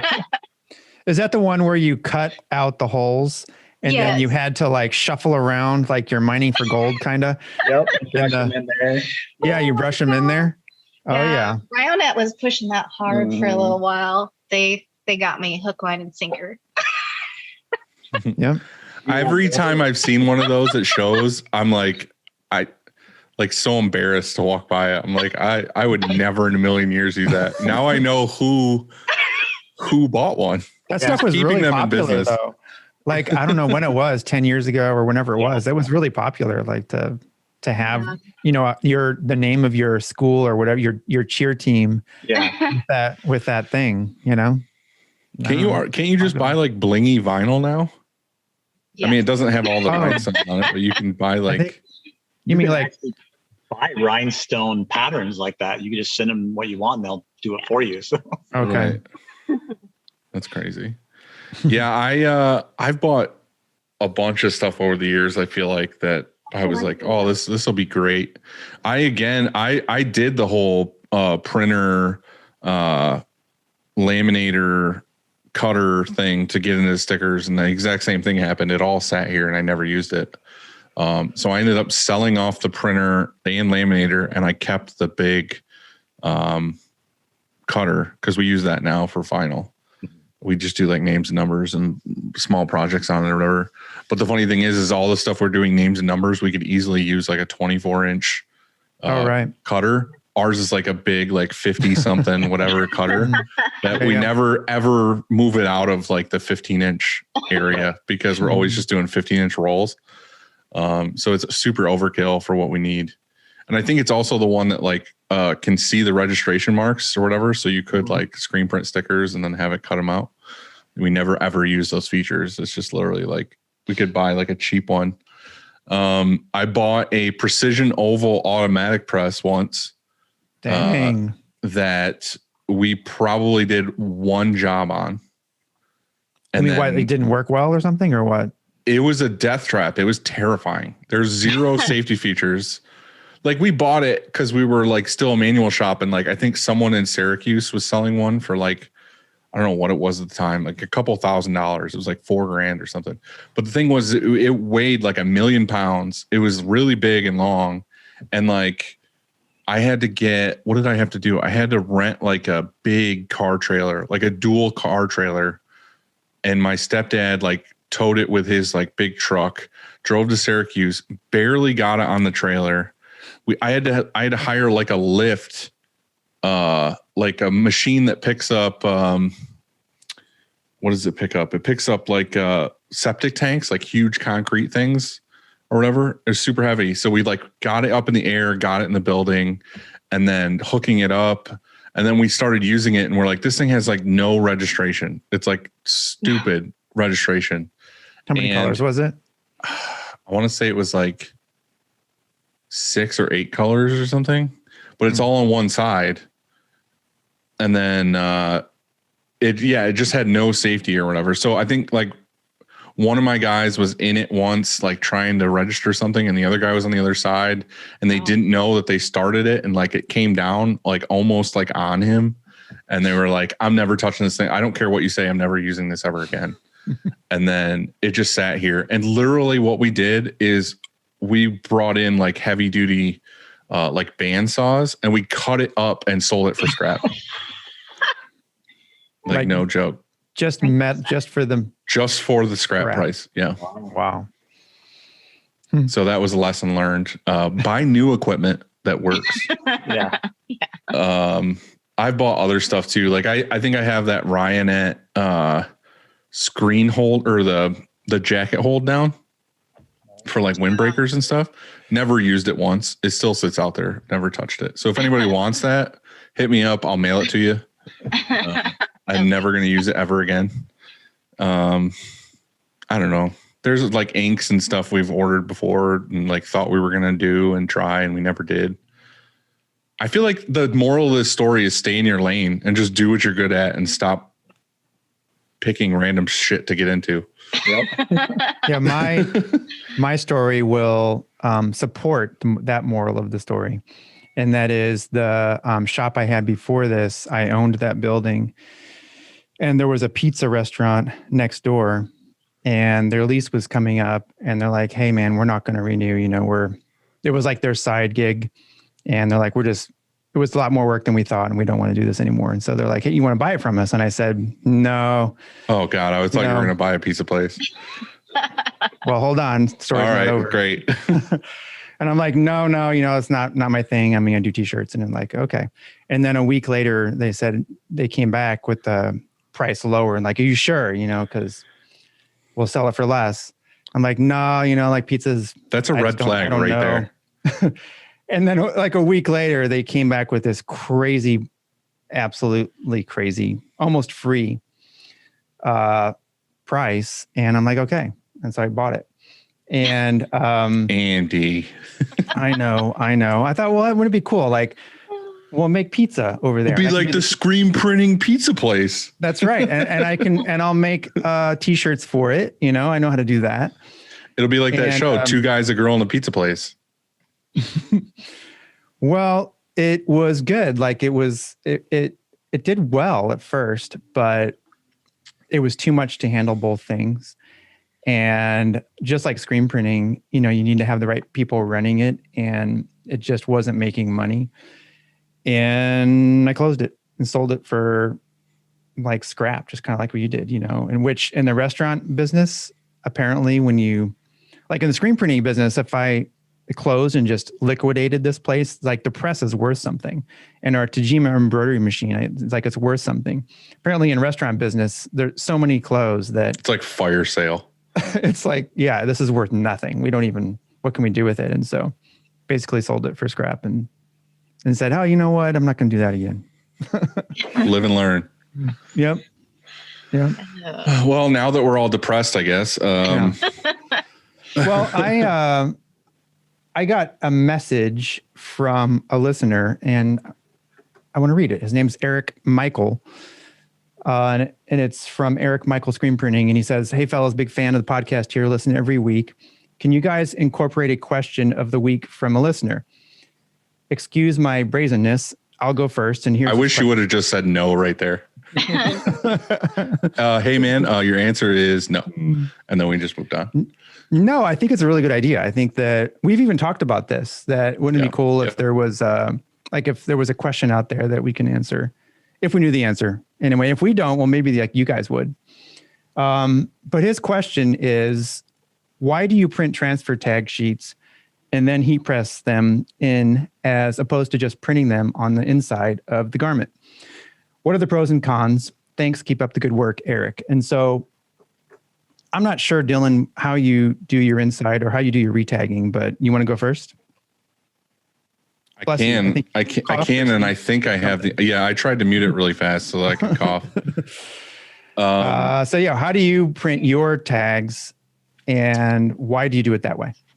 Well, we started off screen printing tags, and you find out that you need to have a certain line or, whatever to get decent detail with printing. I feel like you end up mushing it out or it doesn't look that good. And customers always give you tags with like super tiny text. So we ended up trying transfers at some point because you see like the Nike of the world and all these other places where you can tell it's a heat press transfer. So we tried screen printing our own transfers, and then the quality went way up as far as legibility, just having a good line. And then the other bonus to that is you never had bleed through. You never had, ink went too far through, or you pushed too hard, or your, thickness of your ink wasn't right or whatever. So the transfers were way better. And then we got to the point where we grew the company and we started getting a lot of orders that had a lot of shirts where it was like, oh, I don't want to heat press, 500 to 1,000 shirts. Let's go back to printing them. So then we got better at printing them, learned, how to control it better and what inks to use and good Pantones that didn't bleed through. So now we do both. Pretty much anything under 100 pieces we'll do transfers on, because I do like the quality even better than how we get with the Rapid Tag. And then if it's anything over 100 pieces or more, we'll do the Rapid Tag for screens or for tags. But we do, no matter what, we do tag transfers on fleece. So if somebody wants tags in hoodies or crew necks or whatever, we still do transfers. Nice thing with transfers is that you can store them. You could print, 5 times the amount that you need. And then next time that customer orders, you already have them ready to go, already cut. You don't have to waste time on press. There's benefits to both. It just really depends on your flow, I guess. I agree with you. One of the reasons why we print transfers and not direct to shirt, and that's exclusively all we do, is quality, because it comes out cleaner. There's really small detail, and when you try and get that on a shirt, it's difficult because the shirt, there's lots of different kinds of materials, and particularly with fleece, like you said, it looks miserable, looks horrible. And so we transfer that always. The main reason why, though, we do it is just because of all the different sizes and all the different material contents. And so we have a customer that we do work for some brands, and they want a retail finish look, and they require lots of different changes. And so if we were going to, and I guess to also put in there is they don't have huge quantities. You know, they're not doing 1,000 or 500. They usually, their orders sometimes can get that large, but their typical order is around 100 pieces. And so I want to be able to, and within that order of 100 pieces, it ranges from extra small to, I guess, 2X. I want to be able to print that order or retag first. So I want to be able to tag that order and go across all different sizes and then also different material contents.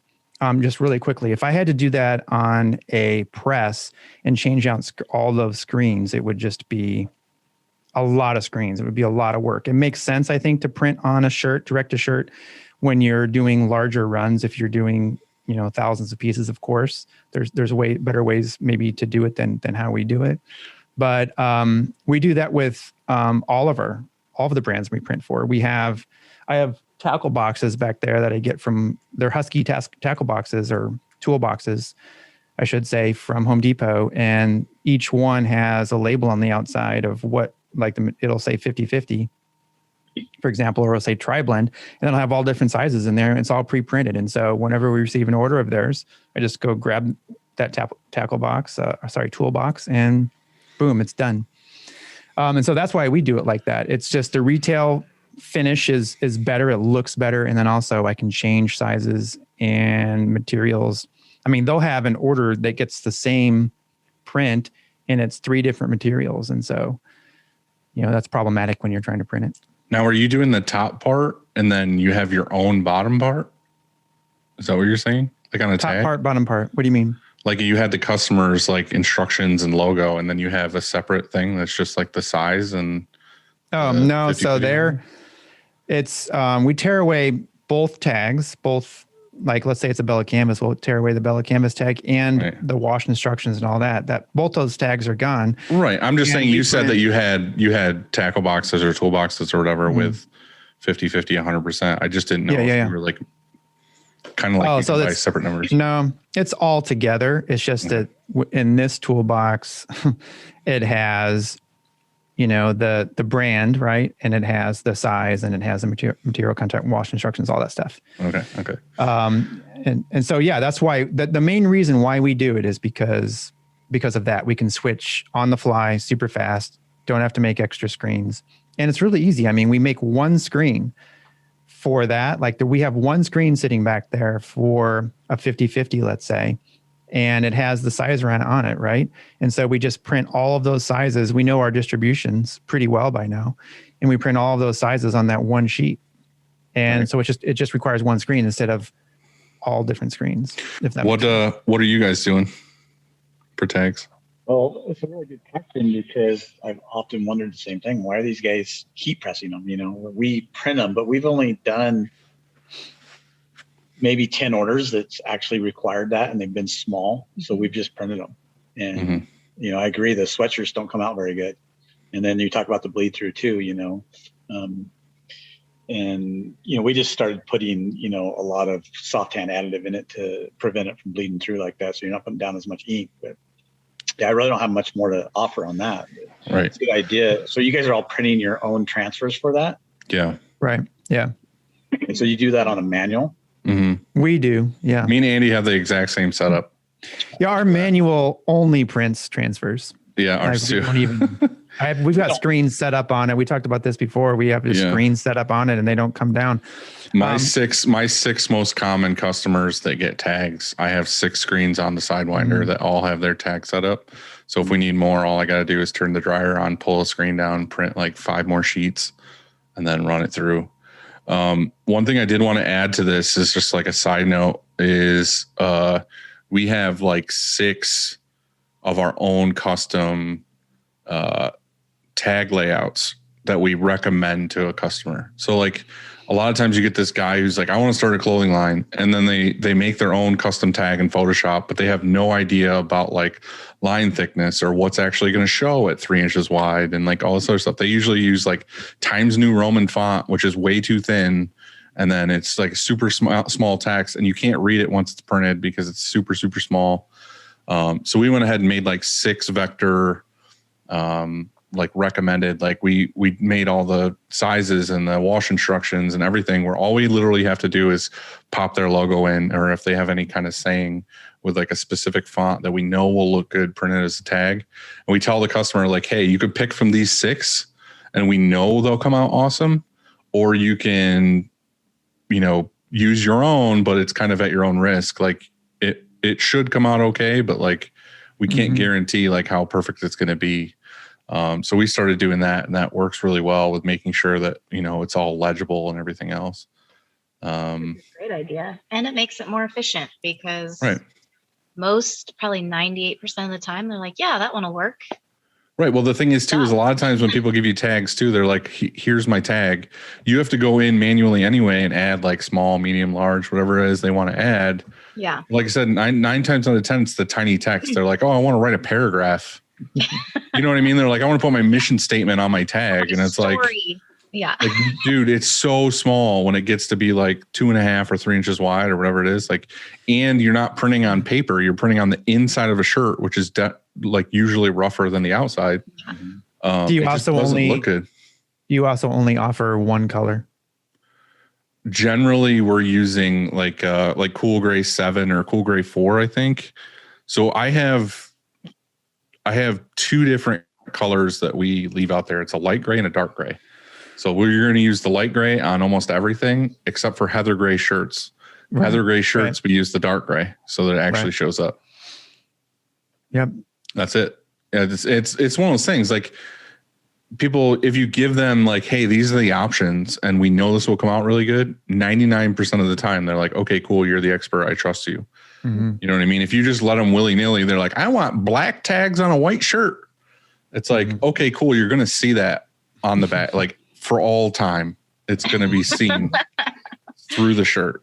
It's not going to work out. So just give your customer those limitations and you'll get the best results, I think. Plus it's a tag. I mean, it doesn't have to be a certain color or look a certain way. And so I really like that. We do a little bit of the same thing. We'll give them a little more customizable option, I think, than you, but the instructions are always the same, and the sizes are always the same. All right.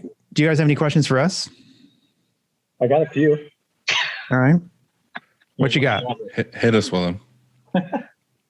Let's see here. So, Andy, you have the screen cleaner, right? The auto reclaim? Yeah. Yes. So what do you have to do to your screen when it comes out? Anything or? There's really dry. When it comes out of the EcoText, it has a finishing station. I would say 90% of the screens are ready to go. Although I like to hit it with a rinse. If I didn't have a pressure washer sitting there, I would of course just rinse it, because in the final chamber, there's 3 chambers. The first chamber takes the ink off. The second chamber is like a dip tank. And then the third chamber is just a power washer. And within that power washer, that third chamber, after you've been running a lot, there can be particles. And M&R offers like this 4th skinny little, I think it's maybe a foot, as it comes out of that third on the track, out of that third chamber, it offers this additional rinse, because then it's like not using any of the water that's in that third chamber. And so it'll get the rest of those, it'll get any particles that's left over.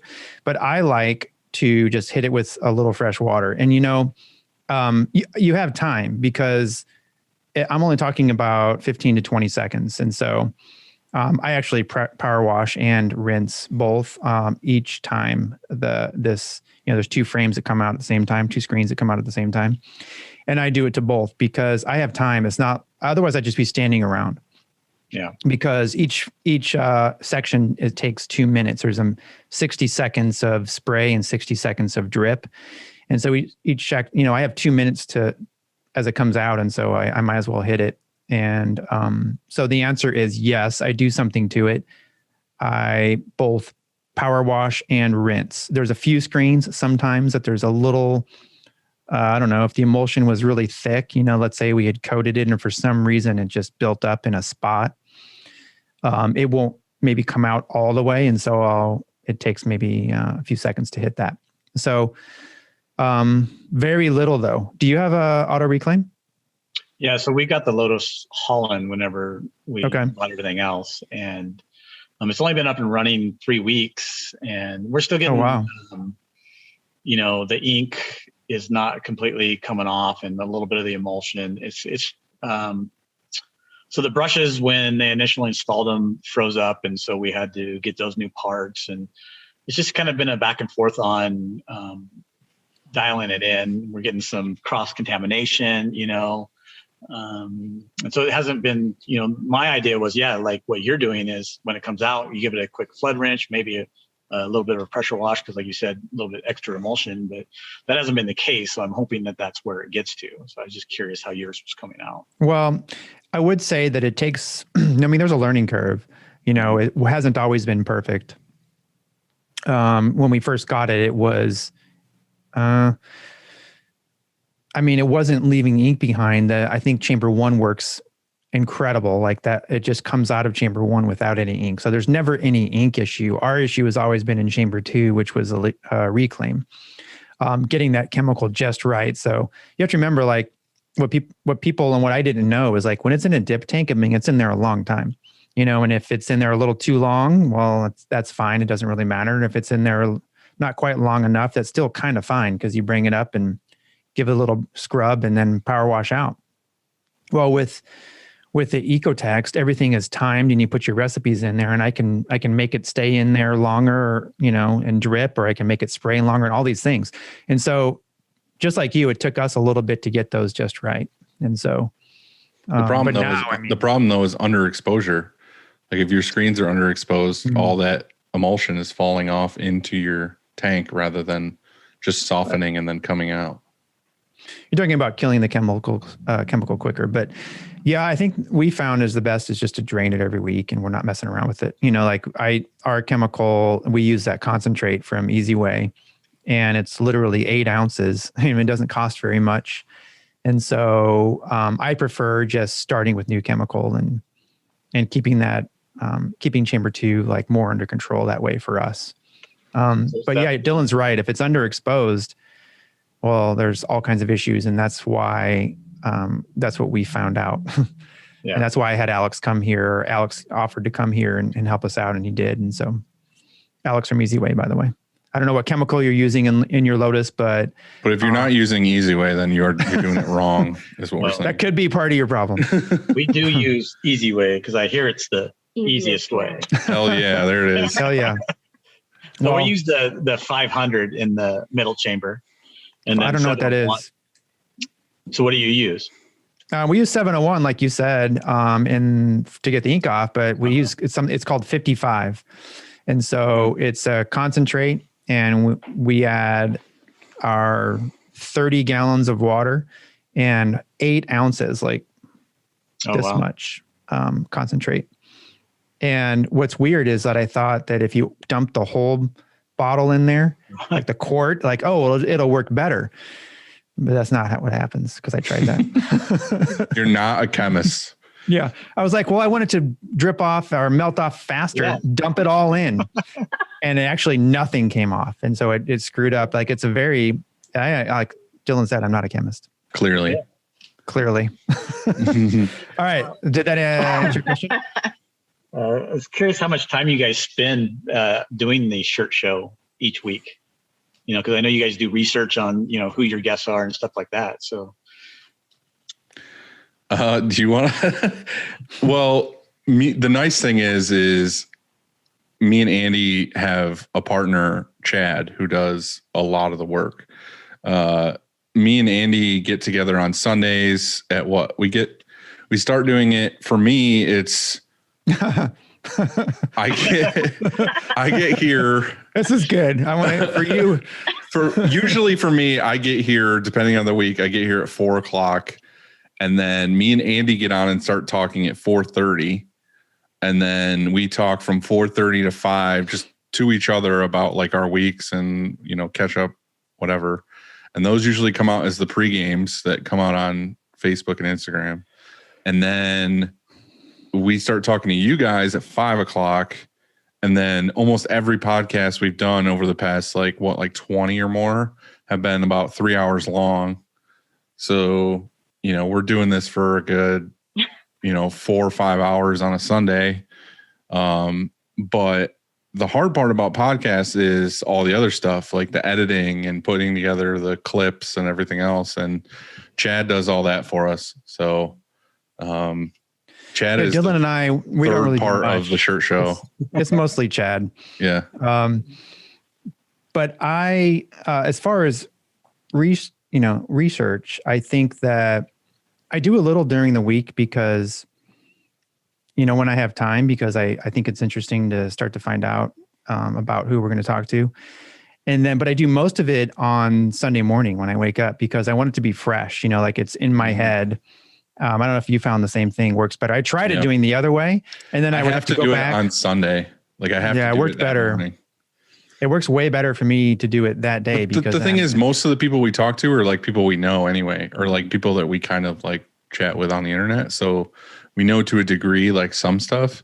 But the other part of it is too, when we first started doing this, we were like, I know for me, like I would have like a whole notepad of like 35 questions I wanted to like roughly ask, but that ended like a long time ago. I know Andy does it because he sends them to me, but like I'll come up with maybe like top like 6 like just bullet points of like I want to touch on this with you because it's something I found interesting about you. And then the rest of the stuff just goes out the window because we want this to be like organic conversation, not like and next question and then just like keep going. Like we just want to like talk and bullshit with you. So like as long as we can do that for 3 hours and there's not like a ton of dead space where we're just like, I don't know what to talk about, then that's pretty much it. So I mean it's a lot of work though too, like doing these. I mean it's more fun than work by far. It's like 99% fun and like 1% work.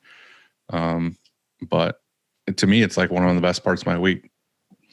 Yeah, we talk about it during the week too, like who's going to be on, and we'll go back and forth sometimes, Dylan and me and Chad, and we'll have a Zoom call and things like that. But I'm kind of like Dylan. I have 5 questions off to the side that don't always get asked. I mean, sometimes we don't make it to all 5.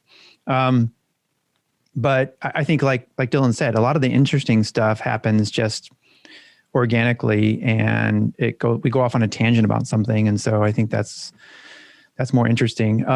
We have the like quick takes, and we found like it's kind of fun to have them just almost be the same now. Instead, we used to write different ones, but it's kind of fun to have them be the same because then, well, how did they answer like the same question? So maybe there's one that's different every episode, but there's like there's like some things that we try to keep in every episode, like tell us how you got started, because we usually have a good time doing that. And then at the end, like you said, it's like quick takes or like your questions to us.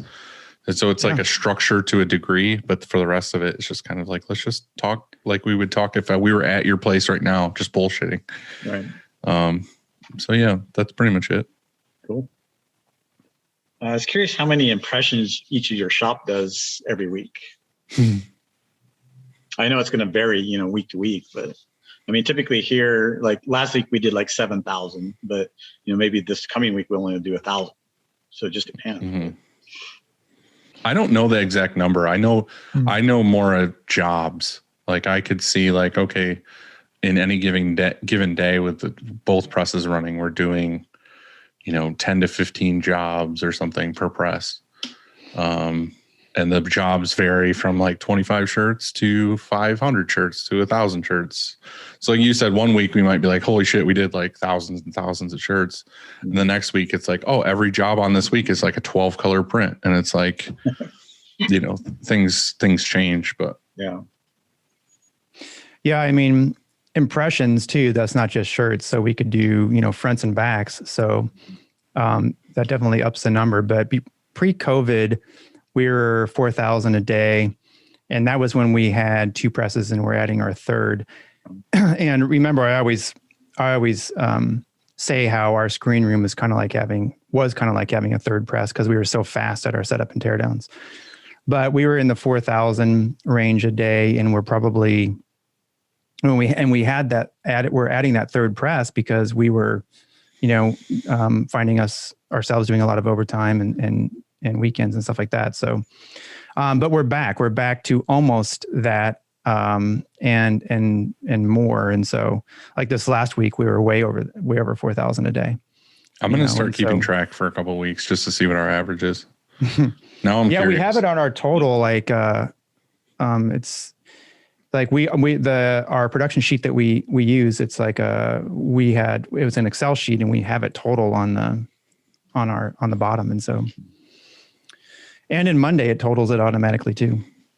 We use Monday to run our production. I don't know what you guys, what do you use for a scheduler? GoDaddy calendar. GoDaddy. Yeah. I've never heard that one. I haven't either. Not ever. So our website and all that, we got that through GoDaddy, and it came with this free calendar. And so we just started using it. It's nice because you can color code everything on there. And that's just, we've continued using it over the years. We're actually switching over to Printavo. We've kind of started switching over, but that's something Deanna's working on. So. Yeah. Printavo, yeah. Who are you dealing with, Deanna? At Printavo? Yeah. Laura. Okay, I don't know who Laura is. Yeah. You were going to wonder if he... It has to be Matt. If it's not Matt, I'm sorry, Bruce, but it needs to be Matt for everybody. Yeah, so we've just been kind of entering slowly into Printavo. I kept getting told, like, the power scheduler is coming up. And that was really important to us because at our shop, we do multiple decoration methods. And the current way that Printavo is set up, it's not super friendly for that because it kind of lumps everything together. And we need things to like hit different departments on different days. So I was really kind of holding off for that. And they do have it. I think the power schedule maybe still is in alpha phase, I guess they call it, but hasn't come out to beta yet. But they are working on it, and it's I believe very close. So I haven't turned my whole shop loose on it yet, because I didn't want to like unleash this on my shop, which is going to be a major change, and then have these major updates a few months later. I just didn't want to kind of create that chaos that I knew it would bring. So I've slowly started introducing Printavo with the sales that I'm doing. And then that way I can like work out any bugs and stuff, or like little issues that I find along the way. Maybe my pricing isn't right, or maybe the automation didn't get to the customer correctly. So I'm like catching those things right now and really making sure that it's clean and ready to go once I really give it to all of my employees. Oh, that's smart. And then Friday, Printavo, they showed they did kind of like a little crowdcast, and showed one of their new main changes, which is line item groups. And that is going to significantly change it for us. That's what we need. We need line item groups where we can have like 50 t-shirts screen printed and then 10 hats below that getting embroidered, and it will separate them properly. And so that's going to tie into that new scheduling calendar that they're working on, where we'll be able to schedule the same job for embroidery and screen printing or heat pressing, and it will hit different places in the shop. So it's there. It's like almost there. I'm just kind of like, hurry, guys. I mean, I know it's like a huge undertaking, but I'm really antsy for it for sure. Well, because, I know that they are working on it. I just spoke with, we did a Zoom call last week with Bruce, and talked about, how it's going to function a little bit. He wanted to have, I think he's doing that with a bunch of shops, just making sure that I think it's probably really hard to design a scheduler and have it work for everyone, because that's the biggest problem.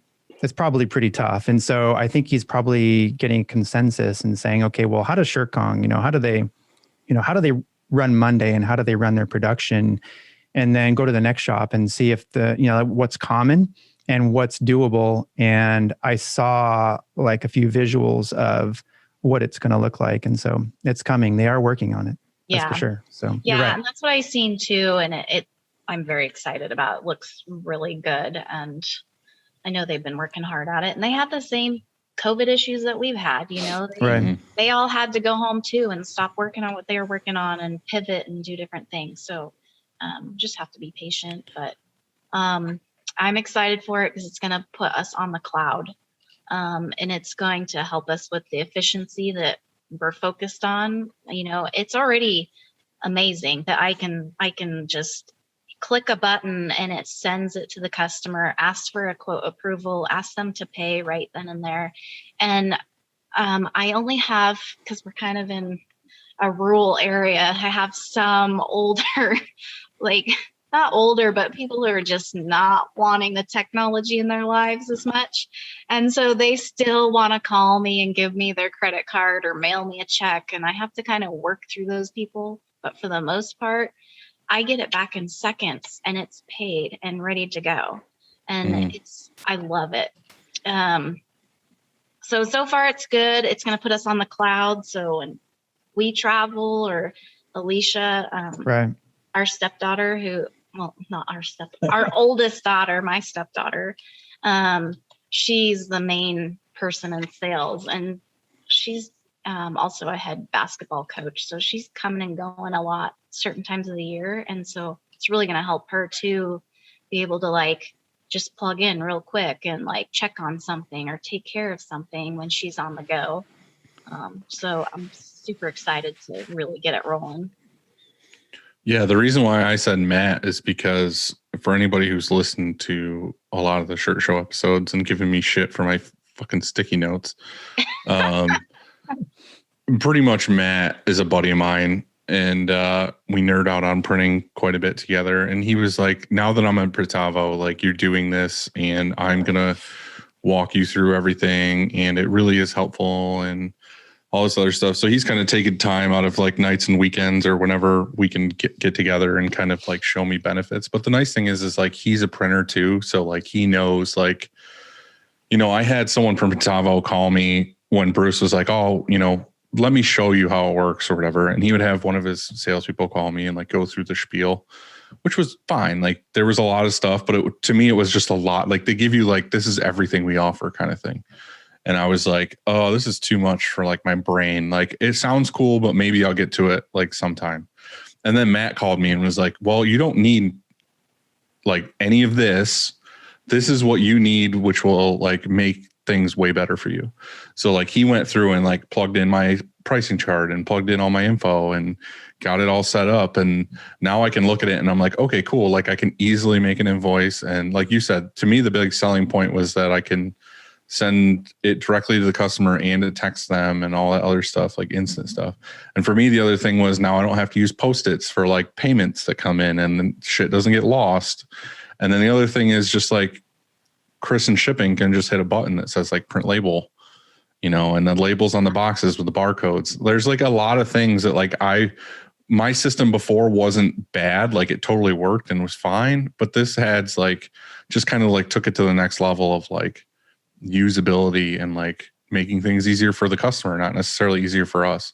So, we're where you are right now, where I'm using it myself to get it to where I feel comfortable. And then Matt's going to take the time to, walk my staff through a training day or something and just be this is how you make an invoice. So.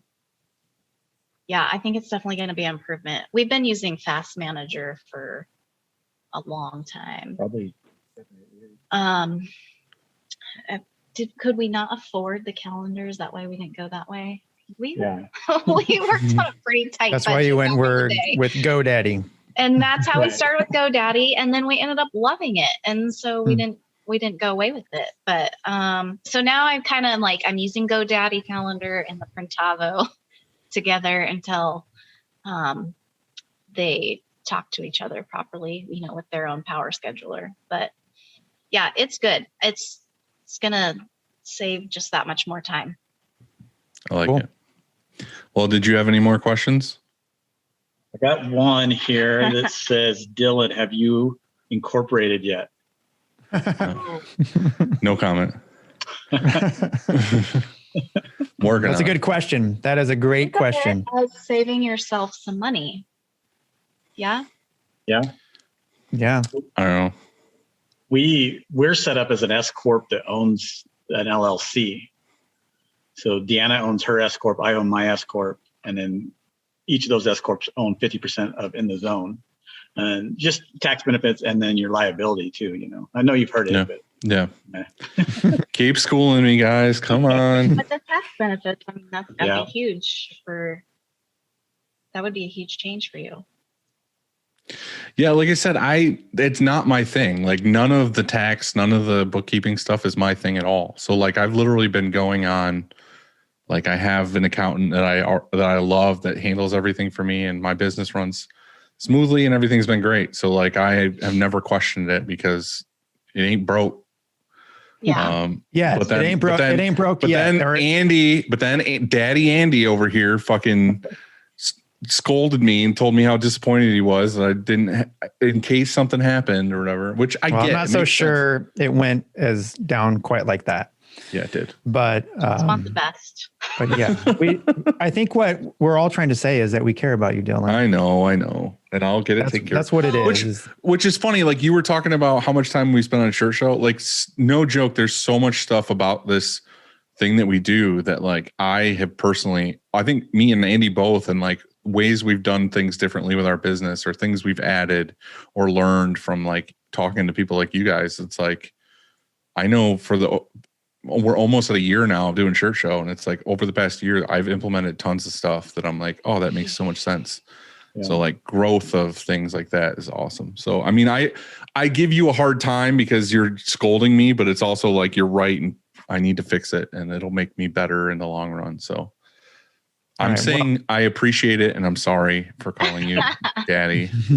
So we have a financial advisor and an accountant. And you have it's the same person or are they separate people? Different. They work together. Mm-hmm. My financial advisor talks to my accountant about everything that we're trying to do. And so I don't have to, talk to both of them. Right. But yeah, they tag team it like to help us get the absolute most we can and not pay taxes. I mean, they screw the man. They help us work it, figure out how we need to lay things out. Because it's smart. It makes sense. We work our butts off, right? So we need to keep the money as much as we can. I get it. I just like giving mine away. We should keep this going. I like this. This is good. Let's keep this going. No, it is time for shop hacks. Okay. Do you have any shop hacks? With mine? Well, mine's embroidery. That's fine. We rarely have embroidery ones. So, we want an embroidery one. This is good. Embroidery, number one, have a pegboard wall. Put your cones of thread on the pegboard. We put ours in kind of like a rainbow sequence, reds together, oranges, yellows. And it keeps them nice and neat and clean, and you can just go right to that color family and find your number, pull it off the wall. We also can the customers see that wall? Yeah, we don't take every customer back, but then there's some that were like, you need to pick your own color. Right. We will take them back, and they like to see it, and it's fun for them to see it, but it keeps it so organized. Steam your hats after you embroider them. It helps remove that presser foot mark that is left behind. We steam all of our garments. We don't have to steam our hats much anymore with that. We have the T-Mark now has the independent presser foot. So it doesn't quite leave the marks on the hats like our older machines did. So if you hit it with a steamer, it'll get rid of the press marks? And it kind of helps like release the hat a little bit, that tight stitching, the shape comes back a little bit better. You have a machine, your embroidery machine, the presser foot is adjustable, is what you're saying? Yeah, it's independent, which is a huge changer for hats. Mm-hmm. Well worth the money. Yeah, we don't. Our machines do not have the adjustable presser foot. So one day, our next one will. Yeah. So like on the topic of hats and not having that independent presser foot, like we would have lots of problems with, especially like structured hats. Going over that center seam is really tough, and you have lots of thread breaks, or you just depend on the design. But it could be very complicated in that center seam area. And so we got to where we were like, I would take like a plastic mallet, a weighted mallet, and I'm not even kidding. I would like hammer the inside of that hat on that seam, and it would help so much. Because you just have some designs that are they're a nightmare.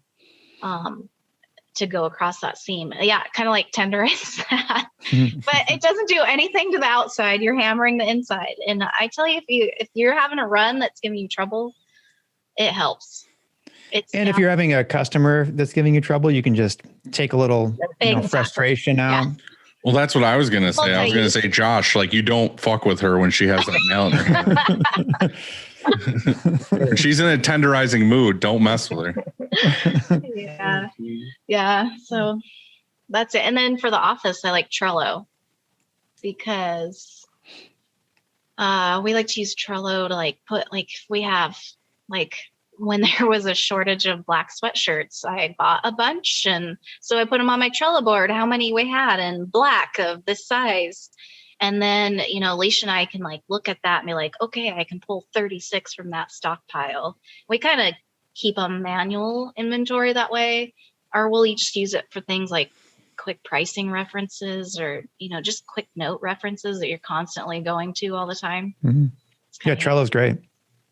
So screen printing, we call it stacking images. So if you're doing a left chest and a back print, and say they're both 4 colors, we don't put the left chest on one side of the screen, then flip over and do the bottom on the other side. So we just put the left chest on top and the back print down below it and tape over that. And so you're only registering one time instead of having to register twice. So once you get done printing the back, you tape the bottom side, pull the tape off of the front, and you're printing, and it should be registered. That means you're constantly moving the shirt though on the pallet, right? Like to wherever location you need. Now you're limited to how big you can do on a left chest, but typically because your back print goes down a little lower than your front, there's enough room to move your shirt back and forth, compared to, your front and your back. So, but yeah, so you'll be pulling your back down a little bit further on your pallet. Oh, I get what you're saying is you're putting it's the back image, which is already lower. Like you wouldn't be doing like a front. All right. I see what you're saying. Yeah. Yeah. You couldn't do, 2 great big images because you just couldn't get the shirt down low enough on the second print type of thing. Right. But just saves registration time if you have to manually register. Now we're going to go away from that because we are doing, have the CTS and the reg palette. So we shouldn't have to do that now. So hopefully. So so after you've printed, or I guess while you're printing the front, you stop the squeegee and flood bar, short, obviously, so it doesn't print the rest of the image. And then you stop it when you're printing the back, you have a front stop and you stop that sooner. Do you ever have an issue where you run into the other image? Like it's just, how far away are you keeping both of them? So we can do like 2 inches, but so we always print the back first because it's lower, and your squeegee comes from the top of the screen down. So we tape over the left image on top, right? And so your squeegee's coming down top of that tape, printing the back. And then when you're done with that back image, you tape the bottom of the screen, pull the ink or the tape off of the left chest, and then you just move your squeegee up and you start printing that. So you don't ever have to worry about it going through the screen.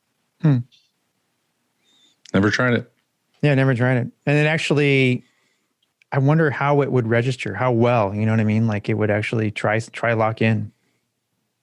I would think it would. I mean, we been using film forever, and we've been doing this for probably 7 years this way. And hardly ever do we have to re-register or move a registration when we go from the back print to the front print.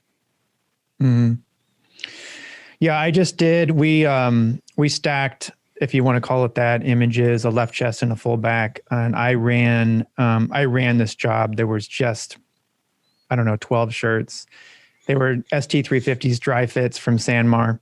I ran them after lunch, and I didn't tape off well enough. I just taped the ink side of the screen. I didn't tape the underside. I thought, there's 12 shirts. It's not gonna, the ink won't make its way through. And the smallest, smallest amount got through on, maybe 8 of them. And so I'm like, okay, I can spray this out. So I started to spray them out, and it didn't. Like, it got mostly out, but I printed the left chest. We reprint our left chest first. And I printed the left chest, and it was this tiny little bit right here. And so we had to order from Sanmar, and we couldn't order in the afternoon, right? And so you have to order by noon. And so we had to order the next day, which means there was a whole nother day before we even got them. Like, I was so defeated. Like, I felt so terrible that I was on press. Like, I'm not on press a lot. And here I am, trying to help production. And then I heard it. Yeah. And I heard it for the dumbest reason. Like, ink got through and got to the shirt. I mean, what's wrong with me? I just wanted to just get in the car and quit screen printing and go home. And open a pizza shop.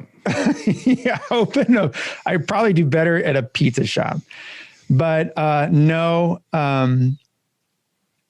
I came into my office, and I was just sort of like, well, whatever. And your staff was like, I wish you would stay in there. Probably they thought that, but at that moment, one of our project managers, she comes in, and she's like, I could tell she had been crying. She's like, I messed up.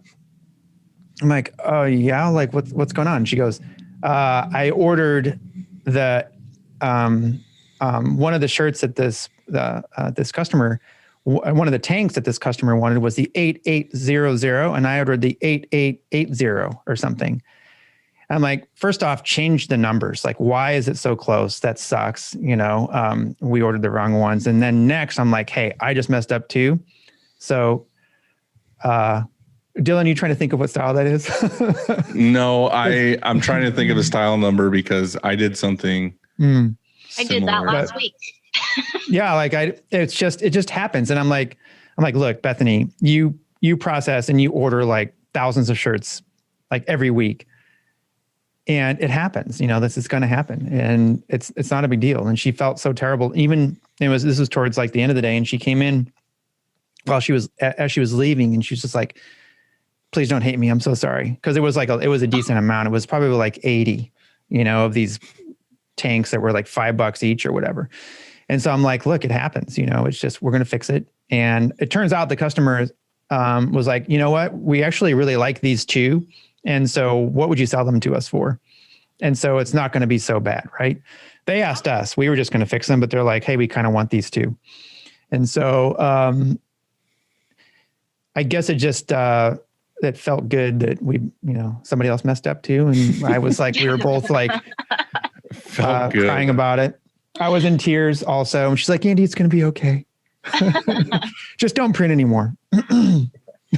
Yeah, you had a printing issue last week. It's all tired. Every day. Should have stopped. Didn't stop.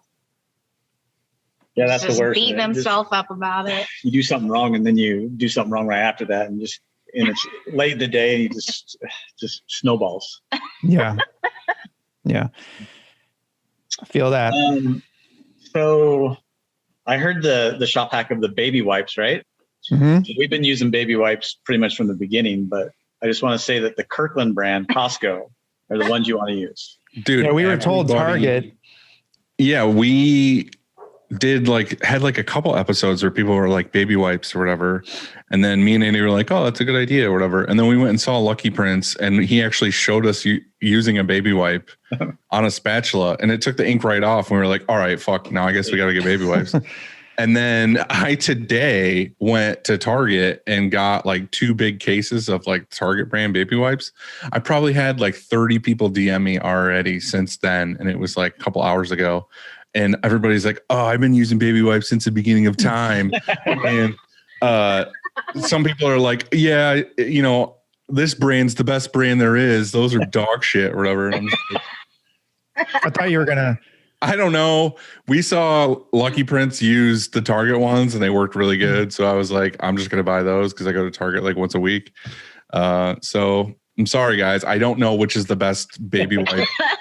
Well, one thing I can say is, I don't know about the Target brand, but the Kirkland are, they're not as stretchy. So they're more like a paper towel type. You're right. You know, so that's why I like them. Yeah.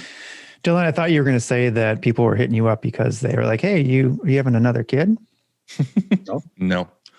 Because no news. No, maybe you buy some diapers too. They are really silky soft on my ass though. So, I mean, I like them. Good to know. Right. The Kirkland ones sound like they would hurt. Oh, no, they're still soft. They just got stretchy. Oh, okay. Yeah. I like that stretch though. Okay. So we have a swamp cooler that we have next to the press to keep cool. I don't know what you guys do to use fans or. I should have brought this up earlier with my dumb ideas purchase thing, but we watched a lot of YouTube here, like on lunch. It's like our thing. We go on YouTube and we do like the recommendeds and we watch like fail videos and stuff.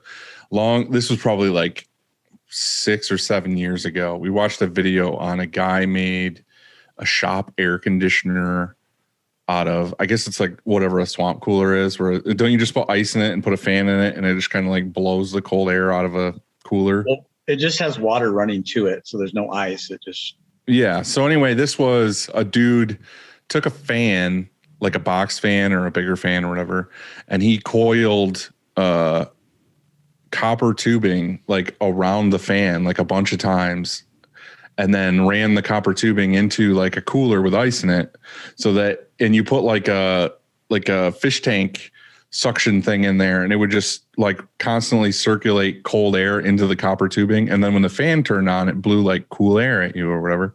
So I like bought this copper line. It was probably freaking super expensive, stupid. Like took all the time like wrapping it nice and neat and like zip tying it and everything. I bought on Amazon like the fish tank pump, got the cooler, cut the cooler, so basically ruined the cooler, like drilled holes in it and stuff. Put it all together, put ice in it. It was like, oh, this thing's gonna be so fucking good. Turned it on, did absolutely nothing. Like literally blew no different temperature air than before. So then, as a reminder, I just left the copper piping on, threw away everything else. And then we had a fan in the shop that just looked like a time machine. What is your swamp? What'd you call it? Swamp cooler? Swamp cooler, yeah. What is that? Just a big fan? So it's a big fan, but it has, so kind of like in the front where the fan is behind like a radiator looking thing. So the water drains down that radiator part, and then when the fan hits the water and blows out, it's blowing cool air. So it comes out at like 55 degrees. And so it's super cheap to run. And it's just, all you hear is the fan noise, but it makes a big difference when you're next to the dryer. It can put a little bit of moisture in the air, but if you can just crack a door or two, it's not that bad. Well, we are in St. Louis, and I don't know if you've ever been here, but there's a thing called humidity, and it's outrageous. And we have climate control in the whole shop, and so we have 45 tons of AC that dumps in here when it gets hot. Well, we have to. Like, this isn't, we're not in upstate New York near it's Canada. Humid as shit here too. Yeah, but it's like 75 or whatever. That's true. And so it's 95 or 100 or whatever, and humid. It's it's unbearable. We wouldn't, our equipment would be ruined and we'd have to go home by 2, And so I think there's shops that do it. I don't know how they make it work or make it happen, but we have climate control. Or whatever. Climate control. We have climate control too. Oh, wow. Cool. Thanks, guys. Yeah. The problem is I don't know if the climate control here wasn't built for a screen printing shop. So I don't know how many tons it meant is. for offices. Yeah. So it does help bring it down about 10 degrees in the printing area. But the swamp cooler then helps. But like you said, in the humidity, probably a swamp cooler is not going to help you. You don't want to be putting more humidity in the air. At the most here, it's like on a normal summer day, it's usually like 80 degrees in here. Like 80 degrees in your shop? In the shop, yeah. You're saying if you don't have AC and the most it is 80? The most it is on like a normal summer day is like 80. That's heaven. 80, 85 or whatever. But on like really hot days, it could be up to like 90, 95. But we have a lot of air movement. Like we can open the garage doors on both sides, which isn't great for the dryer sometimes, but like for the most part, it's totally fine. So we open like the garage doors on both sides of the building. So like air will go through. And when a train goes by, it probably creates some breeze. Tons of air comes in the building. Yeah. Mm-hmm. Yeah. All right. So not too bad. Anything else? I got a few more if you guys got time. Yeah, we have time. Keep it going. Yeah, keep it going. So this is not to take business away from Frank, right? Nope, shut it down. Chad. But so for screen racks, I buy them from, it's called Webstaurant store. Yeah. Webstaurant? Yeah. Webstaurant. Yeah. So you can get 20. So you buy a pan bun rack is what it's called. And you can put 20 screens in it and it's like $80. Yeah. I think it's like 20 or 20. Is it 25 screens or 20? 20 I got a 20 and 10s is what I have. So, and then you just have to modify the width a little bit with the aluminum tubing that's already there. You just cut it down and it's good to go. Mm-hmm. Also, from there, buy your Teflon sheets for your heat pressing and stuff. You can buy it in a roll. You get a roll of it's like 100 feet for like 20 or $100. That's a good tip. I didn't know that. Yeah. So like instead of buying a $25 sheet from a Ryonet or whatever, you can buy or something. Yeah, $1 sheet. Wow. Yeah, we've done a couple racks from there, and basically all we do is we take 2 frames and then take the rods out because I can't remember if it's too narrow or too wide for a screen. So we'll just put a screen in and then bolt the screen in the top and in the bottom instead of the bars, and then it's perfect width for a screen to slide in. For sure. I didn't have any extra screens, so I just had to cut it down. But I got a machine shop too. So right. I mean, you're too busy making fucking airplane parts. You couldn't possibly make a screen frame. Or just get one from Frank. Yeah. And then it'll hold like 99 screens. Yeah. And he'll give you a hug. And if you're going to talk to anybody and talk about feelings and stuff, he's there too. I love how you keep offering Frank to give people hugs. So he's going to go to a trade show and there's going to be a bunch of randos coming up to him, giving him hugs. What is the first thing that he did to you? And he bear hugged me hard. The very first, before anything happened, anything else happened, before there was a single word spoken, hugs. Mm-hmm. Yep. That's the kind of guy he is. Yeah. He's a great guy. All right.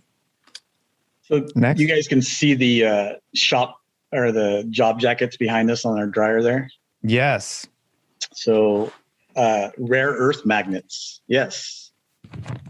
Oh, I'm pretty sure about those. I'm pretty sure I just threw away like 200 of those. Why? What are you talking about? The job packets or the magnets? The clear thing. Why? You mean because they're torn? No, we just used to have them when we had film for like taking the jobs into the dark room. And now that we don't have film, I just throw them away. Like they were sitting around here doing nothing. And I'm pretty sure we just tossed them all. We've never put film in them. Even when we had film, we didn't put film in there. Yeah, you put film in there. It's kind of weird. Like We what? couldn't film in ours, so Oh, kind of weird, huh? yeah. Crap.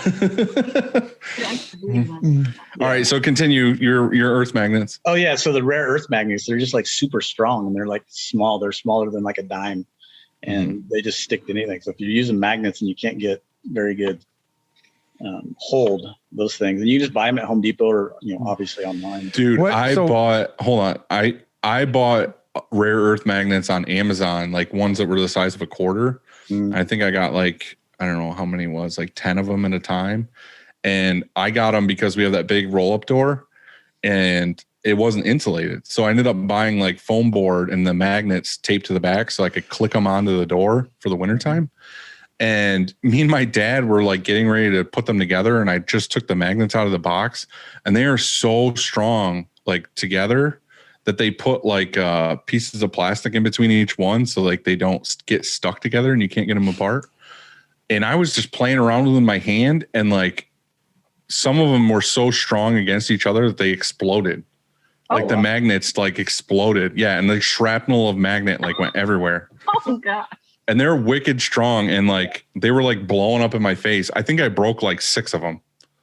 I've never heard of that ever. Yeah. Magnets It was crazy.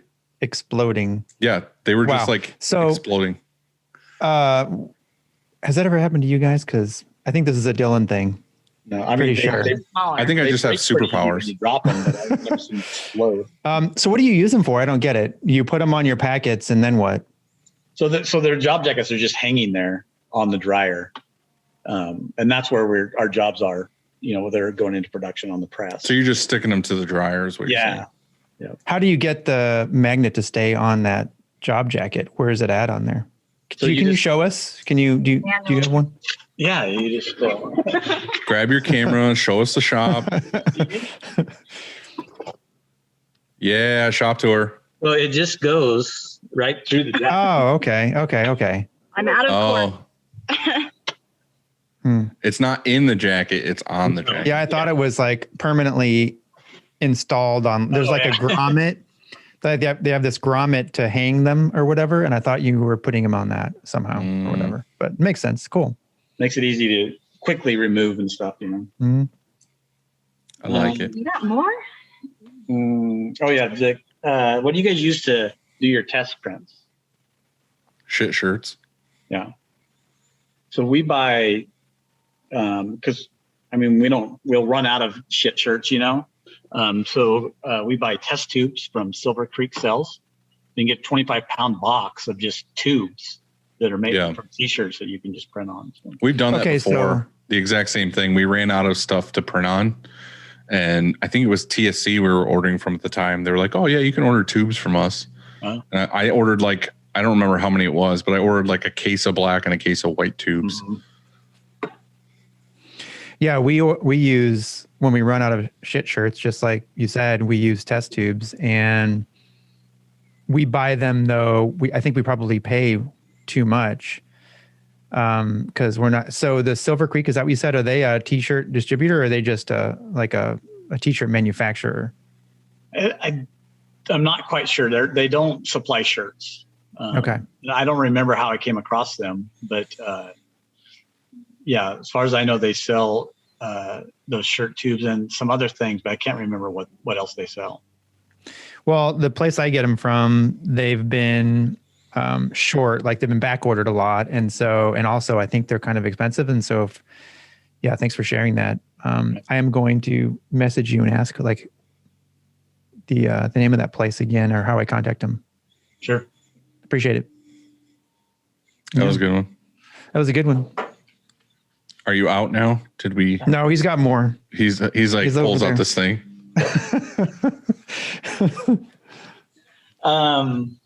So the water-based glue, I know that Dylan. Here we go.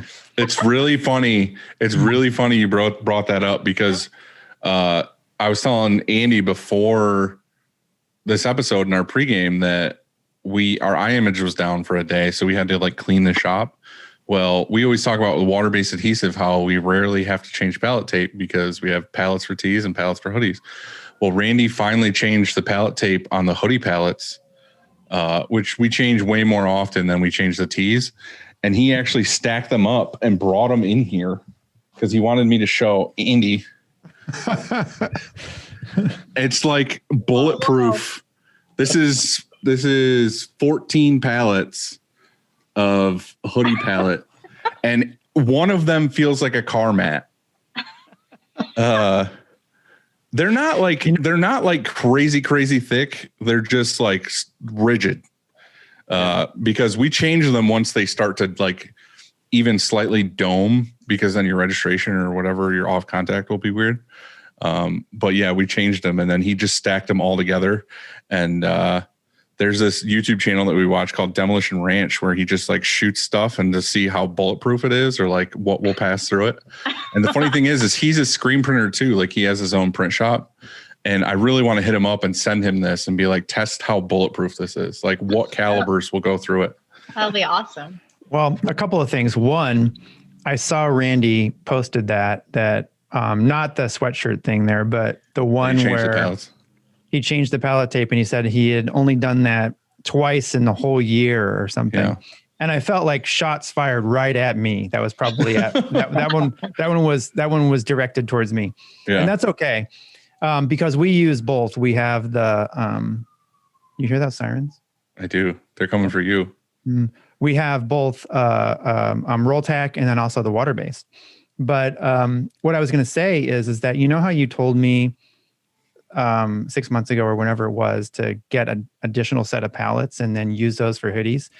What we found was that we really, actually Kyle, it was his idea, is that we changed it and we use it for dry fits now.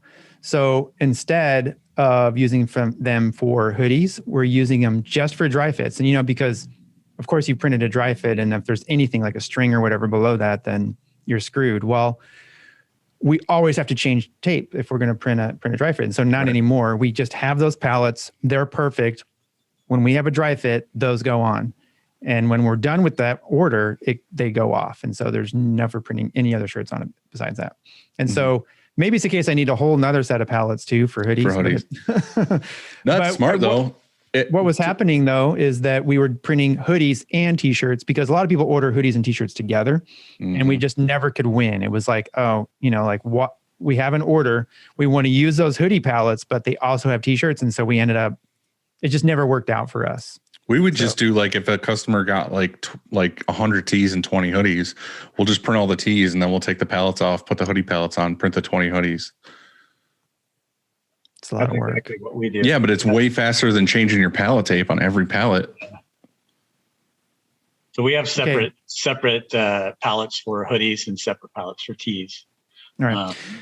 Well, Dylan, when you incorporate, then maybe I'll start using the pallets for the fucking hoodies. All right. So what was your question though? So anyways, the shop hack on that was, hey, he's doing that at me, not at you guys, of course. Of course. At daddy. So I think a lot of people just use water to clean the fuzz off those.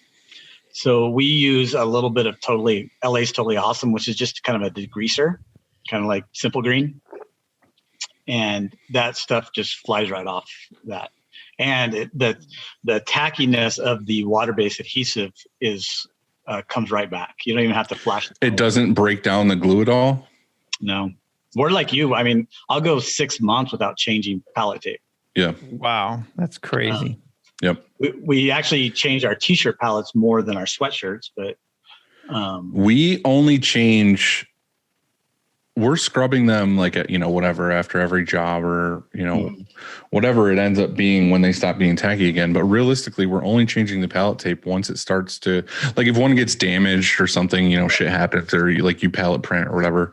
But realistically, it's when the pallet tape starts to bubble, and you can see like bubbles in the pallet tape from like just over, flashing or whatever after so much period of time. And then we'll change the pallet tape, because once you scrub it, there's nothing on the pallet anymore. It's just back to pallet tape. I mean, it might be a little stained, but it's back to pallet tape, and then you reapply the water-based glue. Like you put another. Well, if you scrub it with water, it reactivates it. But then when you get to the point where the reactivating isn't tacky enough, add more glue.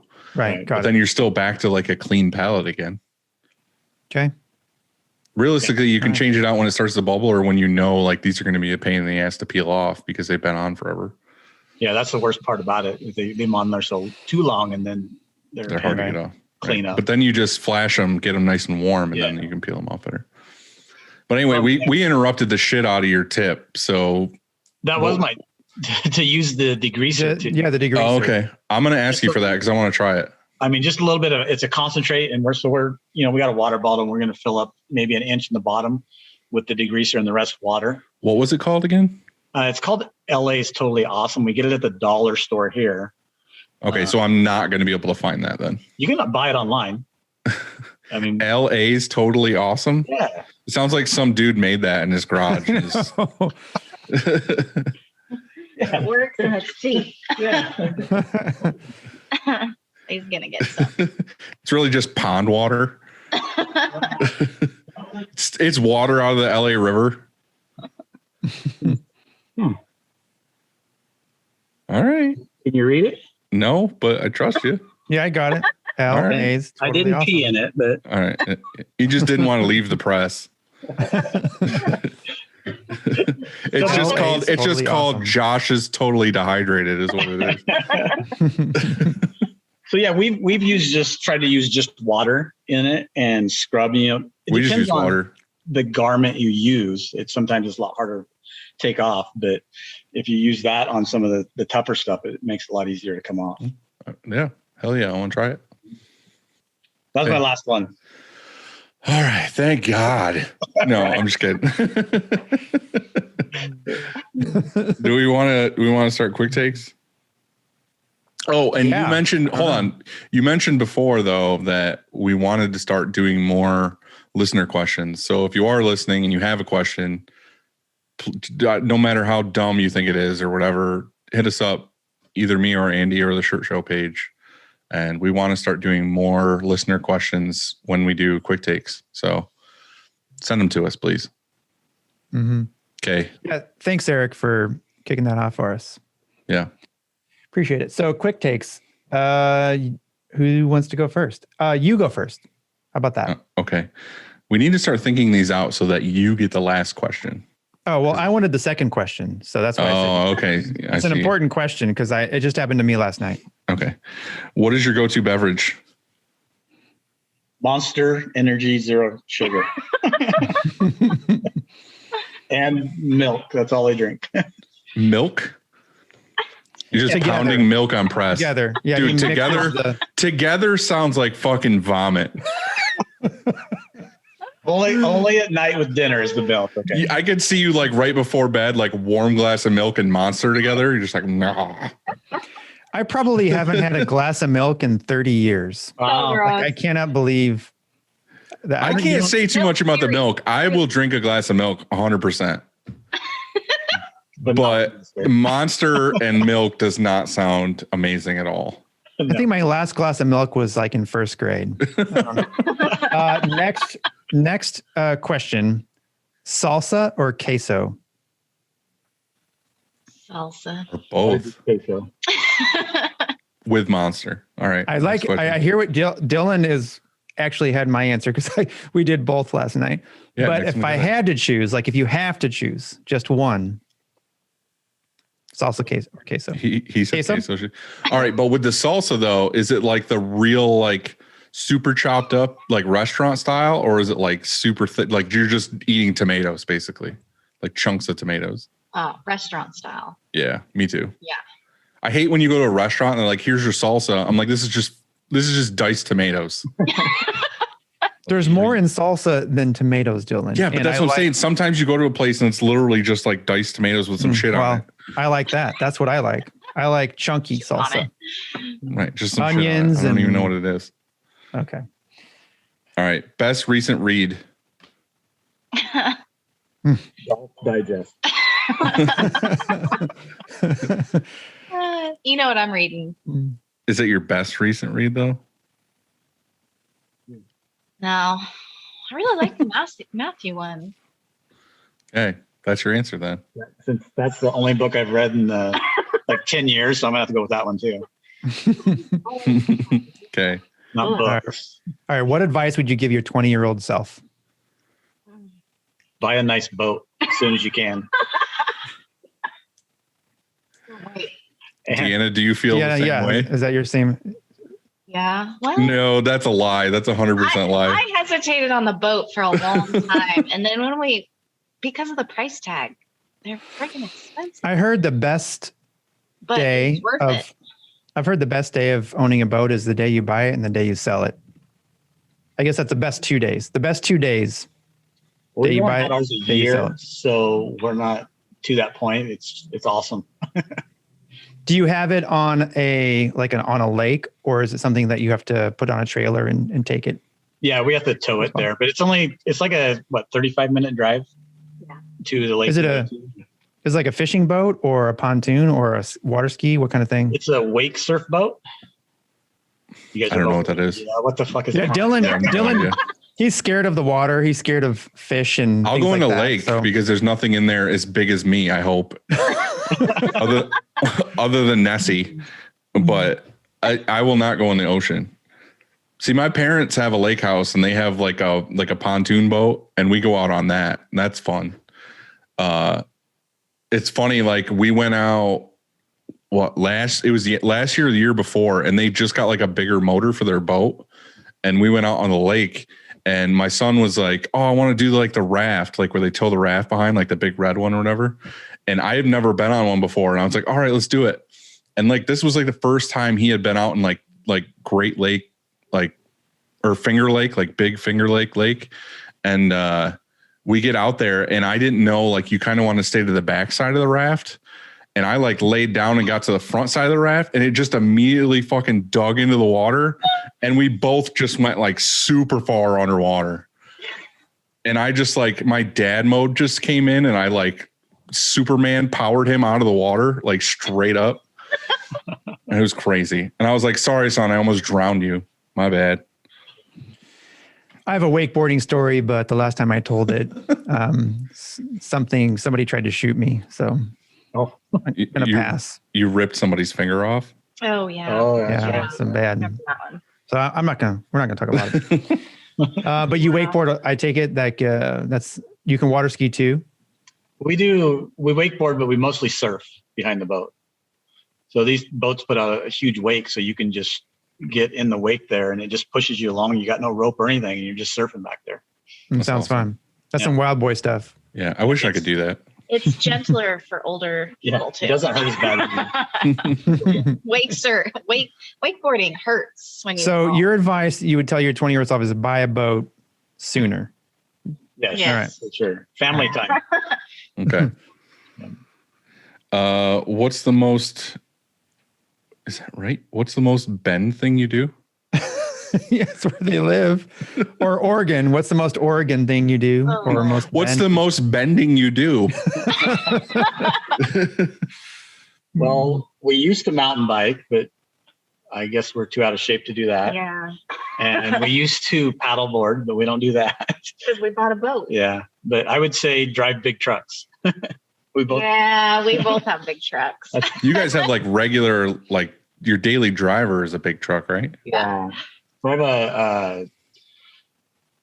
a half-ton diesel that's got a lift on it, and she's got a Tundra that's got a lift on it. So You guys- on the do you way guys here. Drag, like put a rope in between and tug of war with each other? no. Come on, do it. On the But way she- here, I saw the coolest Tundra. I was like, Off oh, the starting line. Yeah. Yeah, But you wouldn't. because What he's got to color is wait your- for his turbo to ramp up and stuff. No. All right, now I want to see it. It has to happen now in the parking lot. All right. yeah, she's going to carry the laptop out there. For now. What color is your Tundra? Red. Cool. Yeah, I saw the Cool. coolest one. Cool. I saw the coolest one. Is it like the what do they call it? The TRD or something like that? Yeah, the sport package. So it's pretty cool. Cool. Getting rid of it, though. I'm getting rid of it. Do Cool. you want it? You got to put like a train horn on it or something. It'd be super obnoxious. Next is, What would you say the best lesson running a print shop has taught you? Oh, Buy a boat sooner. Same answer. It could be actually. Yeah. Perseverance, because you gotta keep at it, and then it eventually will come. But He's struggling on this. He's you have to fail to learn for sure. I don't know. I don't know what it's taught me. I know it's Patience. tough. Yeah, patience, I guess. Yeah, you got to be patient. Definitely. Well, I guess from you, like you went from a good paying manager job to this. So it had to have been worth it. You know what I mean? It's definitely worth it. You stuck to it. Yeah, and I don't think I could ever go work for somebody again. You know, that would be tough for sure. The financial gains from it really didn't come until 6 years into it. You know, That's pretty common, I would say. 5 years or so, it starts to really start to pay off. Yeah, I mean, can you imagine though if you hadn't gotten laid off and you stayed at that place? I don't know if that place is still around, but you know how different your lives would be. Yeah, be a lot different. A lot. And if you would have grown at all in that same position, like if you had whatever role that was that you were doing, if it would have just been more of the same, you know? So think of all that stuff between then and now, you know? She wouldn't be in our book club. No, Right? It's true. I didn't know who you guys were and what spring print was. Right, exactly. Yeah. So it would have sucked. Yeah. What would you be doing if you weren't printing shirts? I feel like I already know the answer to this. I would be building houses probably. No, that is not what I thought you were going to say. Or Like HG, I was going to say HGTV style, like you would buy a house and rehab it, or you mean No, like from the no. ground? No, I haven't like built them from the ground up myself, but I would be a general contractor and from start to finish. And it's just something I enjoy. It's awesome. I would own a flower shop probably. Yeah, Do you do any of that now? I did for a while. She was Really? doing wedding flowers at the same time we were running this print shop. Yeah, in our earlier days, I did wedding flowers for your niece, and then I was like, I think I got something with this, so made a business out of it, and that was kind of a second income for a while, which was really nice, especially in the early days of screen printing when you're broke. So I did wedding flowers, and I could make a few grand in a weekend just doing that, but it was a hustle on top of everything else. It was hard. So eventually, after a couple of years of that, I gave it up. In the Zone was doing a lot better, and I'm like, you know what? We're doing a lot better here. I'm going to take a break and enjoy a little bit more family time, because it did suck up all my weekends doing that. You guys are 100% entrepreneurs. I mean, you know, you have the screen printing shop, and you have that other fabricating, you know, part there. You did your flowers, and I mean, I don't know, like you just said, you don't think you can work for anybody else again. So if you don't, you know, if you're not screen printing one day, it seems like you'll just be doing something, and whatever it is, you'll be owning your own business. Diving into it. Even when we were at the fabrication shop, the sheet metal shop, we just like, that was before we were even dating or anything. It was just like, both of us were just like, God, you could run this place so much better. Like if you just did this and this and this, like it was just aggravating to like kind of watch it not be ran properly. And yeah. So wait, you could just buy this place and it'd be so much better. you guys met there at that fabricating shop? Yeah. Did you ask her out, or did she ask you out? How'd that go down? I don't remember. Let's talk about love. Tell us the story. How did you? His last name. Yeah. You asked him? No, his last name is Love. Oh, really? Cool. Yes. Is that what you like? Is that what you use to break the ice? Like, hey, check out my last name. Yeah. I think it just happened organically. I don't know that we. Yeah. We were both going through divorces, so kind of had a familiar situation. You had a similar. You guys could just bitch about your exes to each other. Yeah, exactly. It was awesome. Yeah. Was that at a place where you were working? Could you tell them, like your boss, that you guys were dating? You know how some places you can't date or whatever, you get fired. So did you have to hide it? Yeah, they knew. And they put your desks really far apart. We're in separate rooms. So. And they laid her off. But I was her boss. What jerks. I got laid off. So, but that ended up being a blessing in disguise. So yeah, no, it all worked out. Like I said, I was upset, I think, for about 30 minutes, and Josh called me and he's like, this is a good thing. This is a good thing. You need it out of there. And now we can work on In the Zone. And it was, so yeah, but we weren't, I had just moved in with you. So we hadn't been together very long when we took on In the Zone. So let me get this straight. You were her boss and you laid her off so that you could start your business and get her. You got her to make sure she wouldn't leave your house because she didn't have a job.